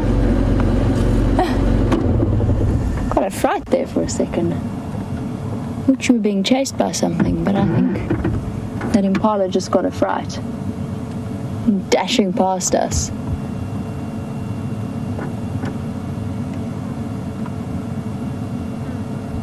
Comes. Well, I think if she was moving through this area, they definitely would have let us know. So I guess those go-away birds were shouting about something else, possibly even a bird of prey. Which brings me back to Rolf's question, which was, or point about the steppe eagle being placed on the most endangered list. And I didn't know that. I honestly had no idea that they were so critically endangered. So seeing one on Djuma, which apparently, or on the live safari drives, was a very special moment. It's been a while since I've seen them. It's a migratory species. Oh, now you talk.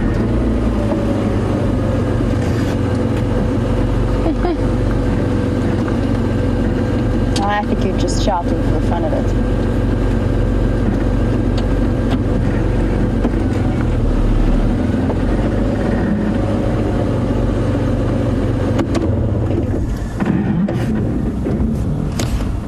One little... Oh, hello, Hornbill.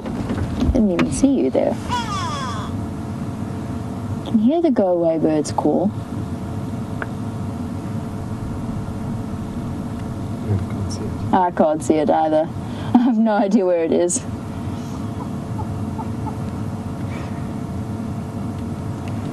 No, I think we might be chasing shadows, not shadow. Nope. I think the go-away birds are leading us on a wild, I'm not sure what you'd call it. A wild goose chase doesn't really sound right. A wild leopard chase.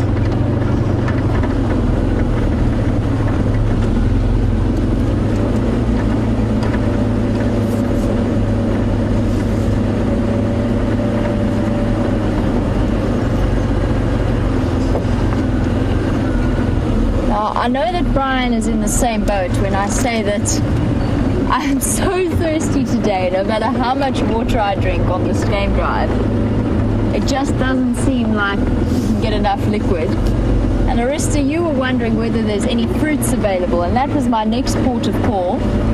I've been looking for marula fruits. The marulas have just started fruiting. There's not that many ripe ones yet. They have to be a really nice bright yellow, and if you eat them too soon, as Jerry has discovered to her peril, they're a little bit sour. Still refreshing, but a little bit sour. But the marula fruit, of course, is what the famous Amarula liqueur is made of.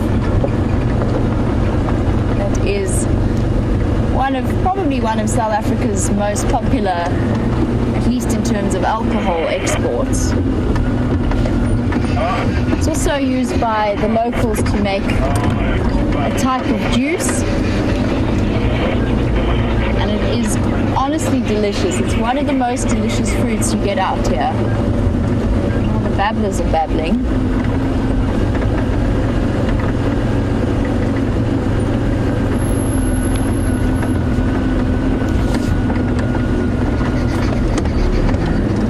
That's just their nightly sound. I said the babblers are babbling. Those are arrow-marked babblers. So called because they babble. On cue, apparently. Thank you, babblers. And occasionally they babble at leopards. But I don't see any signs of movement in this drainage line.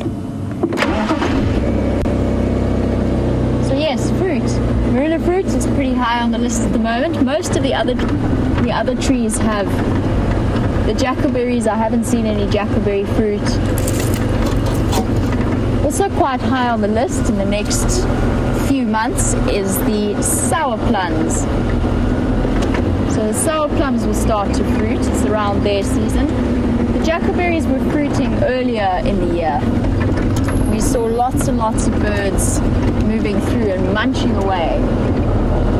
Very highly favored fruit. It's very, very nutritious. Now they say of the marula fruits that elephants in must will target the marula fruit trees and that they will eat them in order to get a vitamin C boost, because they are very high in vitamin C, to help them during their must cycle. I don't think that's true. I think elephants just target marula trees full stop when they're fruiting, because the fruits are delicious and they're really, really high in various nutrients. Oh, Bella.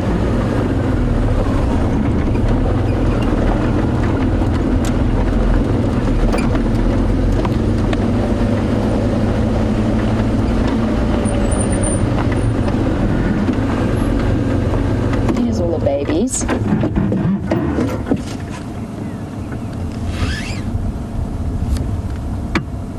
Hello, little ones, in your nursery group. I hope you've all been diligently taking your screenshots so you can do a time lapse of how fast little impalas grow. I'm only joking, but there's incredibly rapid growth that they go through, considering these little ones were only born a month ago. Cute. Now, impalas are lucky. They are mixed feeders, which means they can utilize, he had a little bit of a nibble as I said that, can utilize both trees and grass But Heidi, you were wondering what happens in the drought to animals like buffalo that are primarily grazers, and you were wondering if they could start to eat the leaves of trees to supplement, and they have been, Heidi. They do, even under normal circumstances, they will eat things like apple leaves and so on, just as a way of adding a different variety to their diet. But they cannot, to the best of my knowledge, they cannot and are not designed to exist on leaves alone. So they will still need access to grass. Luckily, being ruminants, they digest, they've got the 4 stomachs and they chew the cud at least once. So the meals that they eat are swallowed twice. And that's actually a highly, highly effective digestive mechanism. It means that they get the most nutrition out of the grass that they can. So even this land-looking stuff that we've been driving past, that looks like it would never sustain them, will probably keep them going for a fair period of time. And of course, there also remains the factor that they can move. They've got close on 3 million hectares of space, and if they choose to, they can move to grazing areas maybe with slightly more nutrition available to them.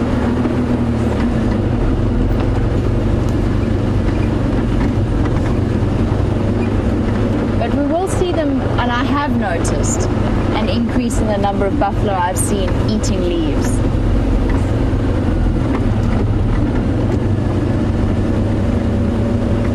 The same will go for the elephants as well. Elephants, of course, are mixed feeders, so they're adapted to eating both. But they're going to focus more and more heavily on the trees that they have access to.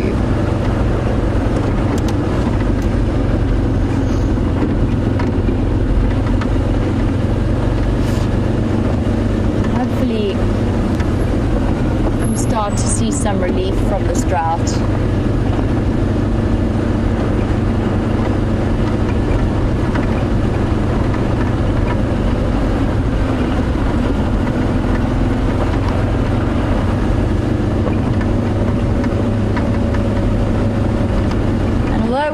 Hoping for the end of the drought, a big heavy rain at this point could actually cause some, I would say, lasting damage to an extent, but it's still better to have it than not to have it. And Richard, you were wondering about the long-term effects that a sudden break in this drought could have and whether it would do any damage.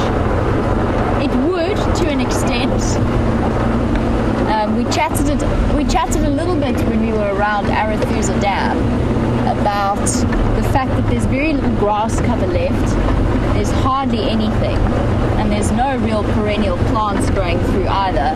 So there's no roots holding the topsoil in place. So a big cloudburst is going to wash away layers of topsoil that have been building over the last few years. That being said, we haven't quite got to the stage of complete or serious erosion in those areas just yet. Those plant species, although they look dead, still have root systems underneath the ground. So it wouldn't be as serious as it might be in a year or two's time if this drought were to continue. But it will, any destruction of plant life then leads to the erosion of the soil around it. And that's probably the longest lasting effect, and it just starts a little bit of a gully, just a little bit of a gap in the soil, and that then speeds up much faster throughout the rainy season. So once you get that ball rolling on erosion, it becomes very difficult to get on top of. Of course, though, we're all hoping that the rain will come and eventually relieve us. There is one creature that is going to do incredibly well out of that drought, and James is with one of them now.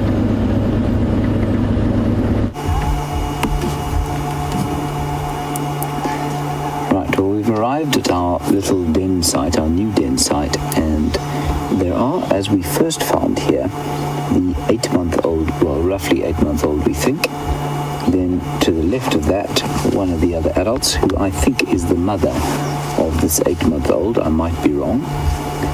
And then the other side, to the right, that's the mother, I think. Could be wrong. Then there's another one there that's blocking up the hole here. And I'm wondering if that one doesn't have little cubs.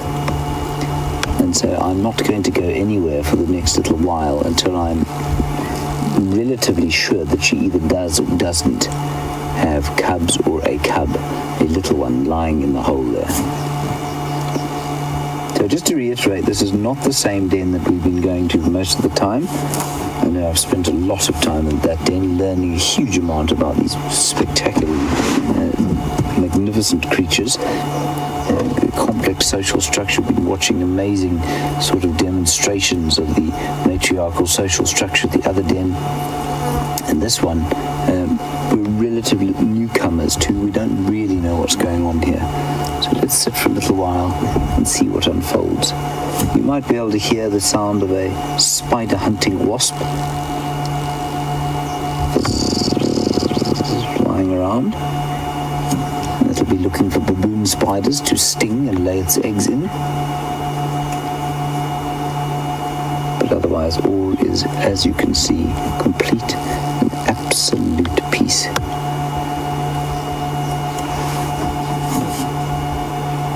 And there was a buffalo just behind us as we came in here. So when Liam and I first found this den on foot, we were sort of beating a hasty retreat from a herd of buffalo that certainly wasn't chasing us, but was walking in towards the area where we were going. And we were coming from over there. We actually popped out just over there where that game path goes. We popped out on foot there. The buffalo were coming up behind us, and then we spotted this den. So we quickly established that it was a den on foot, watched the hyena briefly, and then made good our retreat up towards the Buffelsville cut line. It was the most wonderful walk we had 2 or 3 mornings ago. And not a huge amount going on here, but like I say, I really do think it would be worthwhile to sit for a little while and see what happens here. Liam thinks that this is the YMCA of the hyena dens. It's a bit like a sort of backpackers, hey Liam? Yeah, not like the executive boutique hotel where the other ones are. Like a halfway house. Like a halfway house. And, well, I suppose that could be true. I mean, certainly, as we know now, hyenas will often use this kind of secondary den if they're low-ranking, and so these are probably the lower-ranking females. Certainly they don't look quite as ropey as Corky, and they don't display that very dominant sort of behavior that she displays quite often. She's quite busy, up and about, moving around.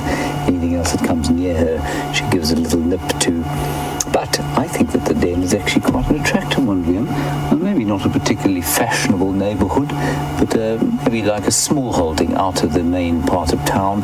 Beautiful knobthorn tree to the left-hand side, providing shade from the northern sun during the winter time. Not much needed right now. And then the rest of the termite mound bathed in the shade of tambuti trees, which was lovely.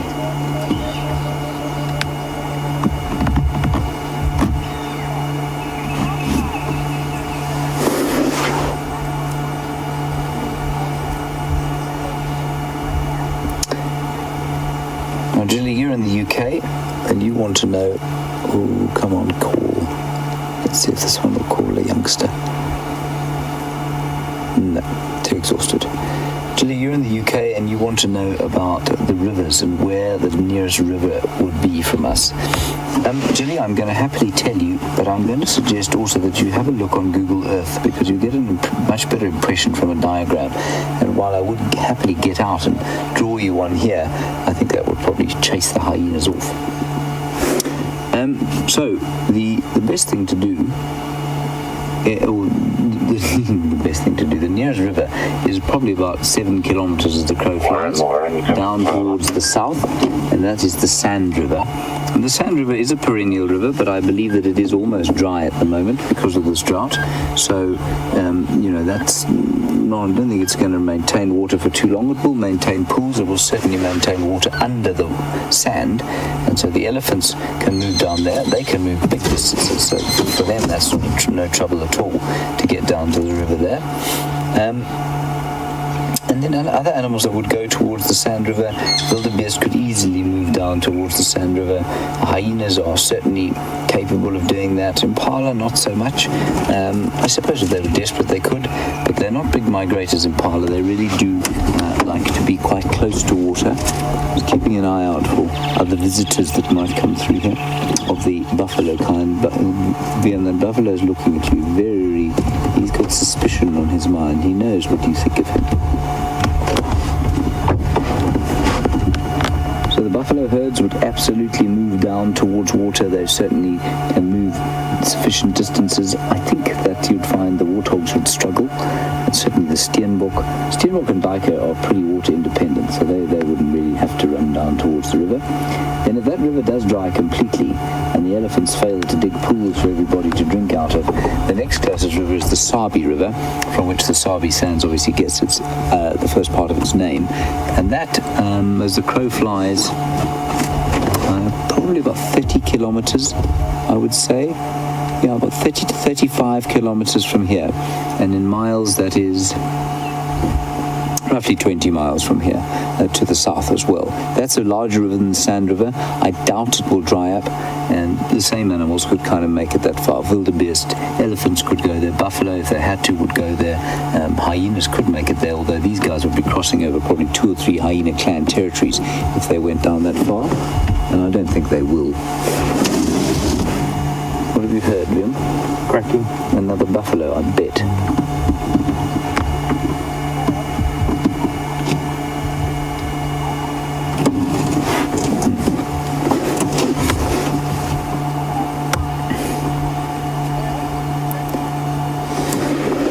Eric, you're in Virginia Beach, which sounds like a wonderful place to live. You want to know about, you say that you hear hyenas are more closely related to cats, but you can't see any cat characteristics. They are more closely related to cats than dogs, but that is not to say that they are closely related to cats. They are actually probably more closely related, if I can get my book out here, more closely related to things like mongoose and possibly even the mustelids, the badgers and those sorts of animals. And so they're not, while they are more closely related to cats than they are to dogs, they are certainly not they're not closely related to cats. So I hope that gives you kind of an idea. I'll just try and figure out exactly what that means.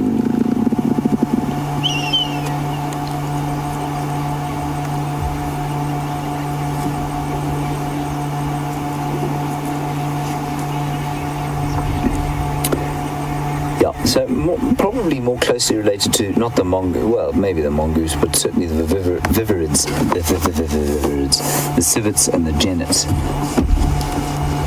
more so than the cats. Distantly related from the mustelids. I'm talking rubbish about the mustelids. So the mustelids are like badgers and weasels, are more closely related to the dogs, while the hyenas and the cats and the viverids and the hesperids, herpestids, good grief, all the Latin is quite exhausting, belong to a different suborder called Feliformia. The dogs, Caniformia is their suborder. So that's why you don't see any obvious cat-like features in the hyenas. It's certainly not the spotted hyena, which has the completely unique social structure.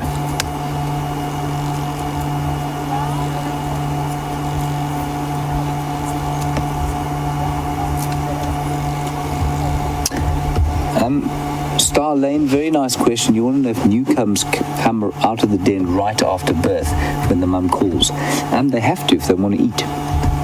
Star Lane, what they do is they're born kind of into the den, and they immediately will dig themselves a shelf on which to sit, and the mother, she'll probably get some of the way into the den to feed them, but they will have to move towards her in order to feed. And so they will come out to a certain extent almost from birth when she calls them. I think you'll find that as she's lying now, I'm just thinking of this, as you've mentioned it, you see the way she's lying there. If they were very small cubs, I don't see why they wouldn't be able to feed kind of where she's lying. So if she sort of stuck her back end into the middle of the den there, they might be able to come out and suckle there. I don't think there are any cubs suckling there now, but yes, I suppose she could do that. So maybe they're just some very small cubs here.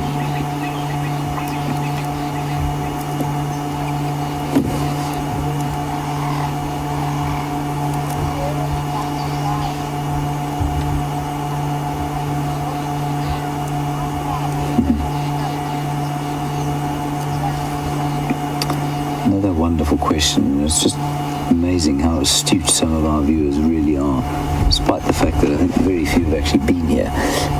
Debbie, you want to know, you're in Vancouver obviously, and you want to know about whether these hyenas will scavenge or hunt more given the dearth of lions on Djuma at the moment. Yes, I think they probably will hunt a bit more, but that said, I haven't seen them hunting anything, and I'm surprised, come to think of it, that this clan has not taken down any of those baby wildebeest. I imagine they would be quite capable of doing it, but it probably means that there's sufficient to scavenge still. So despite the fact that there are no lions on Djuma, there's certainly been plenty of lions on Buffelshoek of late, and a few on Hoffman's and Cheetah Plains, which would fall in the ambit of this hyena clan's territory. So they're probably still doing quite a lot of scavenging. I think that your guess that they would do more hunting in the absence of lions is a good one, but certainly we haven't seen them on an actual hunt for some time, and I'm surprised. Like I say, lots of tiny little wildebeest around. They're probably knocking off the odd impala baby without us realizing it. They did at night. 3 or 4 of them would devour an impala baby, come back to the den, we wouldn't know about it. So they're probably doing that. Whether they're doing it more given the lack of lions, they could be. I'm not sure. Very nice question, Debbie. The sun has finally sinked beneath. I'm really having a spectacular day of English. The sun has sinked beneath the horizon, and this is a good thing because the heat is starting to dissipate, which is a great mercy these days of dryness. That's Liam being very artistic while we wait for the hyenas to do something entertaining. Well done, Liam. Thank you, Jim. Shall we show Safari James the hyenas, see what he thinks? He's just going to have a quick look, make an assessment of the situation. Make one from sausage. He does have very nice hair. 2 or 3 species of grass in there, largely from the genus Aristida. Vanessa, you want to know if hyena babies have ever been seen here? And the answer, Vanessa, according to Safari James, is no, they've never been seen here. Vanessa, this is only the second time that we've actually come here, or the second time in a vehicle that we've come here, and we haven't found any babies here yet. But it's also only the second time I've come here and found 3 hyenas and 2 adults. I'm hoping that one at the top there has got cubs sitting down in its hole.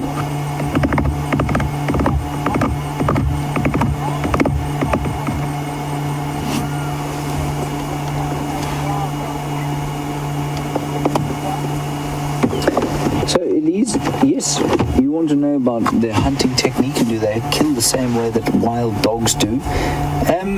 Yes, I suppose they do. In the absence of scavenging, of course, they will hunt, and they hunt by chasing their prey down until the prey is too exhausted to keep going, and that is definitely a trait of wild dog hunting. Will they eat the animal almost immediately as a clan? Yes, they probably would. They wouldn't wait. They wouldn't try and kill it first like lions or leopards would. So they wouldn't sort of like on a buffalo, one jump on the muzzle, one jump on the throat, and then try and sort of wrestle it to the ground and then wait till it's dead, while some of them start to eat it. I think they would eat it almost immediately. And The difference, though, Elise, is that they will fight over food. They're not an egalitarian society. They're not like the dogs, which will share relatively without squabbling. They will fight horribly, and the dominant females will definitely eat before anyone else in the clan, and it can get very ugly. Some of the males very low-ranking males can be killed, and some very low-ranking females can also be killed at a feeding site with hyenas. So they really do fight an enormous amount, which is totally unlike wild dogs. But the hunting technique is pretty similar, and they're very slow. I mean, they're not very slow. They're slower than dogs, I would say. They're certainly slower than leopards and lions, but they're much faster than us. I did watch one hyena trying to catch impala babies once, trying desperately to chase impalas up and down an airstrip, and the impala would just kind of jog to the one end, carry on grazing. The hyena would lope up, and then they'd jog to the other end of the airstrip and wait 10 minutes while the hyena kind of caught up. So they're not particularly quick. They do sleep exceptionally well, though. You can see a great talent for sleeping.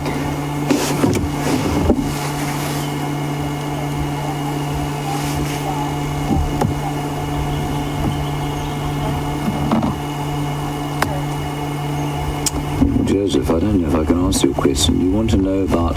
Yesterday I said that hyena and giraffe walk the same. They walk both left legs and then both right legs front and forward, instead of, like other mammals, leading with the front left and then walking back right and then front right and back left.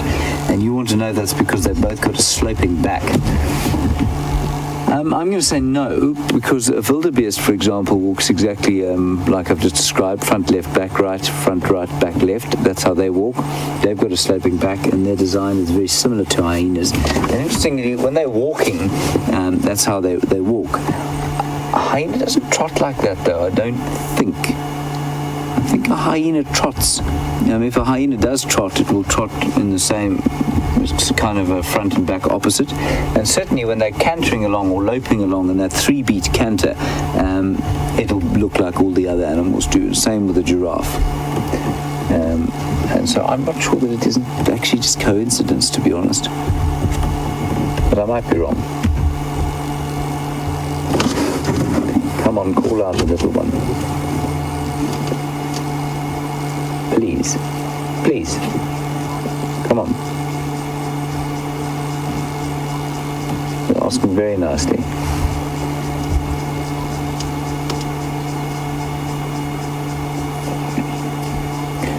So just while we're looking at that, I'll just quickly discuss that cantering beat, which is quite interesting. It's a 3-beat on most animals, so it goes da da da da da da da da, and you can notice the classic kind of sound of a horse running. 1 2 3, 1 2 3, 1 2 3, and they lead with one back leg, then the second back leg and the opposite front leg, and then the last foot down would be the front opposite leg. And that's how the kind of most animals will canter along if they're going along sort of a loping canter. And the hyenas are no different.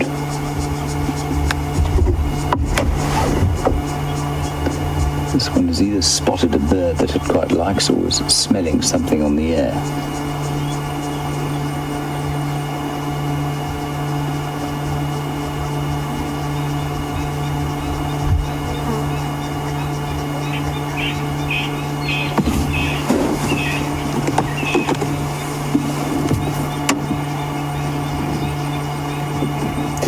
We've only got about 10 minutes left to drive, everyone, and I'm not going to move from here, and I just hope that you are not becoming frustrated by it, but it is very important that if you really want to make discoveries out here in the bush, you've got to be very patient, and I am so excited to discover exactly what's going on at this den.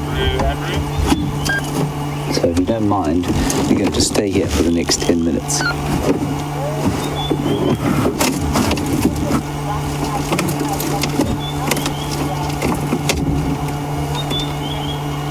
Nick, I'm I'm going to dispute what you say. You say that elephants also do right side and then left side walking like hyenas and giraffe.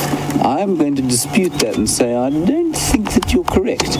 I'm certainly not going to say you're totally wrong, because I'm now starting to think about it. But I'm pretty sure they don't. Viam, do you have any recollection of that? I wasn't listening. You're not listening to the discussion, are you? No. I was focusing on the line. I'm going to have a word with Liam through the medium of a clenched fist after drive, I think. Well, Nick, I'm going to look at the elephants next time. There were some in front of the Djuma Dam camp quite recently, so, I mean, maybe go back there and have a quick look. I'm just trying to think how they walk. When they run, they definitely don't. When they run, because an elephant can't canter because it can't jump, so when they run, they do like a power walk. And when they power walk, they're definitely going opposite, left and right, left and right. I'll have a look next time I see them walking there.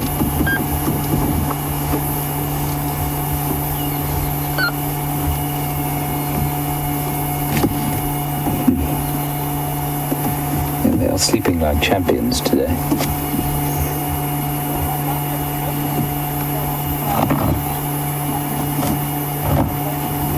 Elaine in Michigan, lovely questions, especially around leopards. We had some wonderful leopard sightings two afternoons ago, and I know Jamie was very close to seeing a leopard this afternoon. You want to know if the hyenas are able to scavenge from them, and are there lots of leopards to scavenge from? There would be, but the leopards are wily, you know. Shadow, who Jamie was looking for today, a 9-year-old female, is not particularly wily in that she's not known for hoisting her kills, which means that a lot of her kills get lifted from her by pilfering hyenas. So, yeah, for her, not so much. Or at least for her, she's providing meals for hyenas quite often, I think.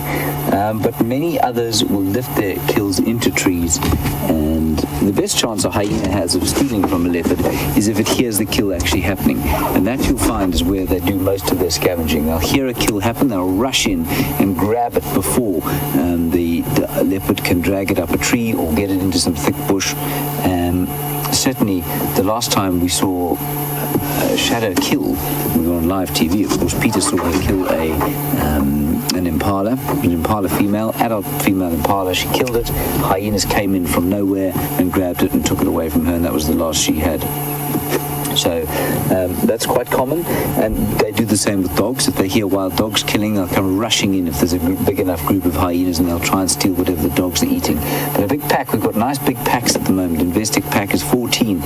It'd take a lot of hyenas to get in there and steal from them when they've just killed. So, yeah, lots of scavenging opportunities. From the leopards, I'm not sure from how many they're managing to scavenge. But, yeah, absolutely.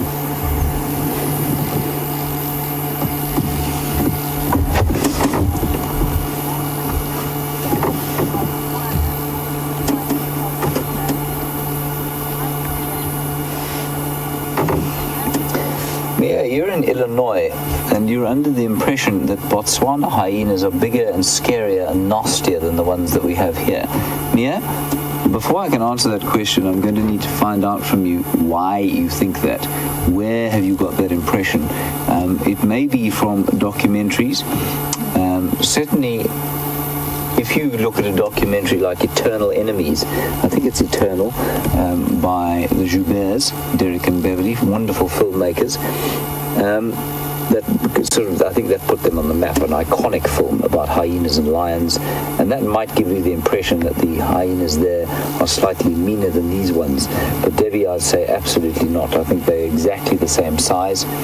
They will get bigger if they eat more, but I think you find that these ones are eating exactly the same amounts as the ones in Botswana, and they will conflict with lions as often in parts of the Kruger Park. Perhaps not here at Djuma at the moment, but as often as they do with other lions in the Kruger. And I think that they are certainly no meaner in Botswana than they are here. You might find that hyenas living, eating buffalo regularly all the time, like, for example, the lions of Duba Plains tend to be a bit chunkier than some of the other lions because they're eating buffalo pretty much all the time. And you might find that the hyenas are in a similar situation, and here where they scavenge a bit more, they move a bit more, they might be slightly leaner, maybe, but they're certainly no less mean here than they are in Botswana. Thank you, Mia. I'd love to know why you think that, or what's giving you that impression. Right, let's head across to Jamie, get a quick update from her. I'm going to stay here for the next 5 minutes.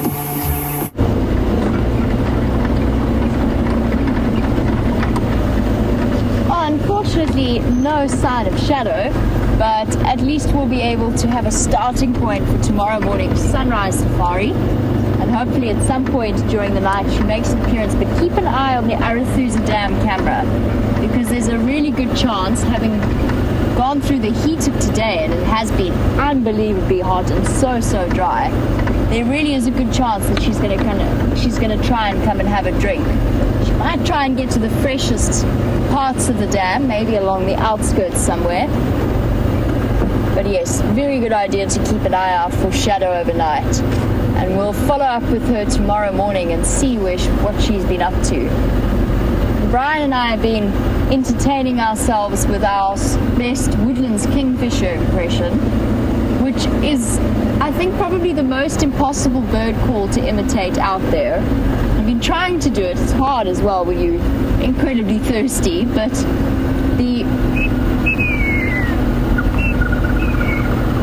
oh, you see, Brian's got it down far better than I do.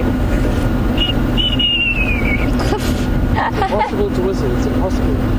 You've got to get the trill. You've got to get the trill with a flutter.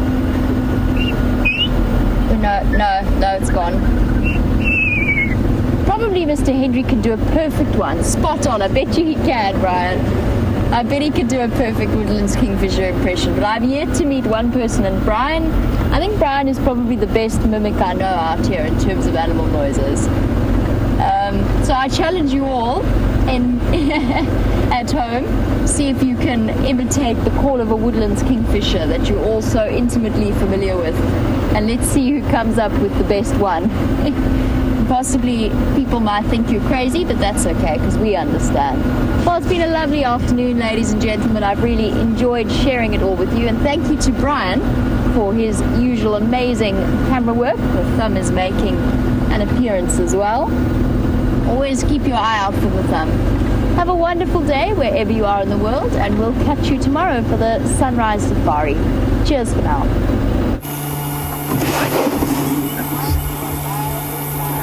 Right, I'm afraid that the mother that I think is the mother has disappeared, but the positive thing is that she stood up, stretched, stuck her nose into the hole and went,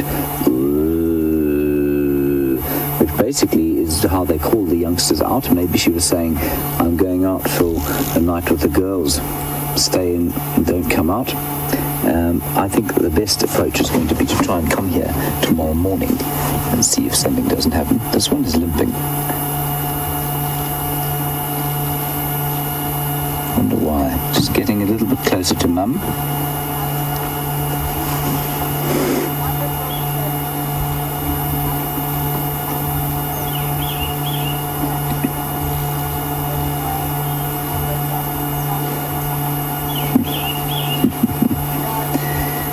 So, Darlene, thank you very much for your comment. You said you're in New Hampshire, and you said that obviously hyenas have been given a bad rap. You say from Hemingway to Roosevelt, and obviously more latterly The Lion King, which have portrayed hyenas as dastardly, thieving pilferers, pirates of the savannah, and nothing, I think, could be further from the truth. To me, the most ignoble of animals out here is a male lion. Right, that's it, everybody. We're done for the day. Interesting. I'm going to come back here early tomorrow morning. Thank you for your efforts on camera. Thank you to all of you for your questions and comments. Wonderful to hear from you as usual. To Jamie and Brian on the other car, thank you for them, and especially Jamie for doing the Woodland Kingfisher. Thank you to Safari James, the final control. We will see you tomorrow morning at 0500. Stay safe and happy wherever you are. Bye-bye, and see you then.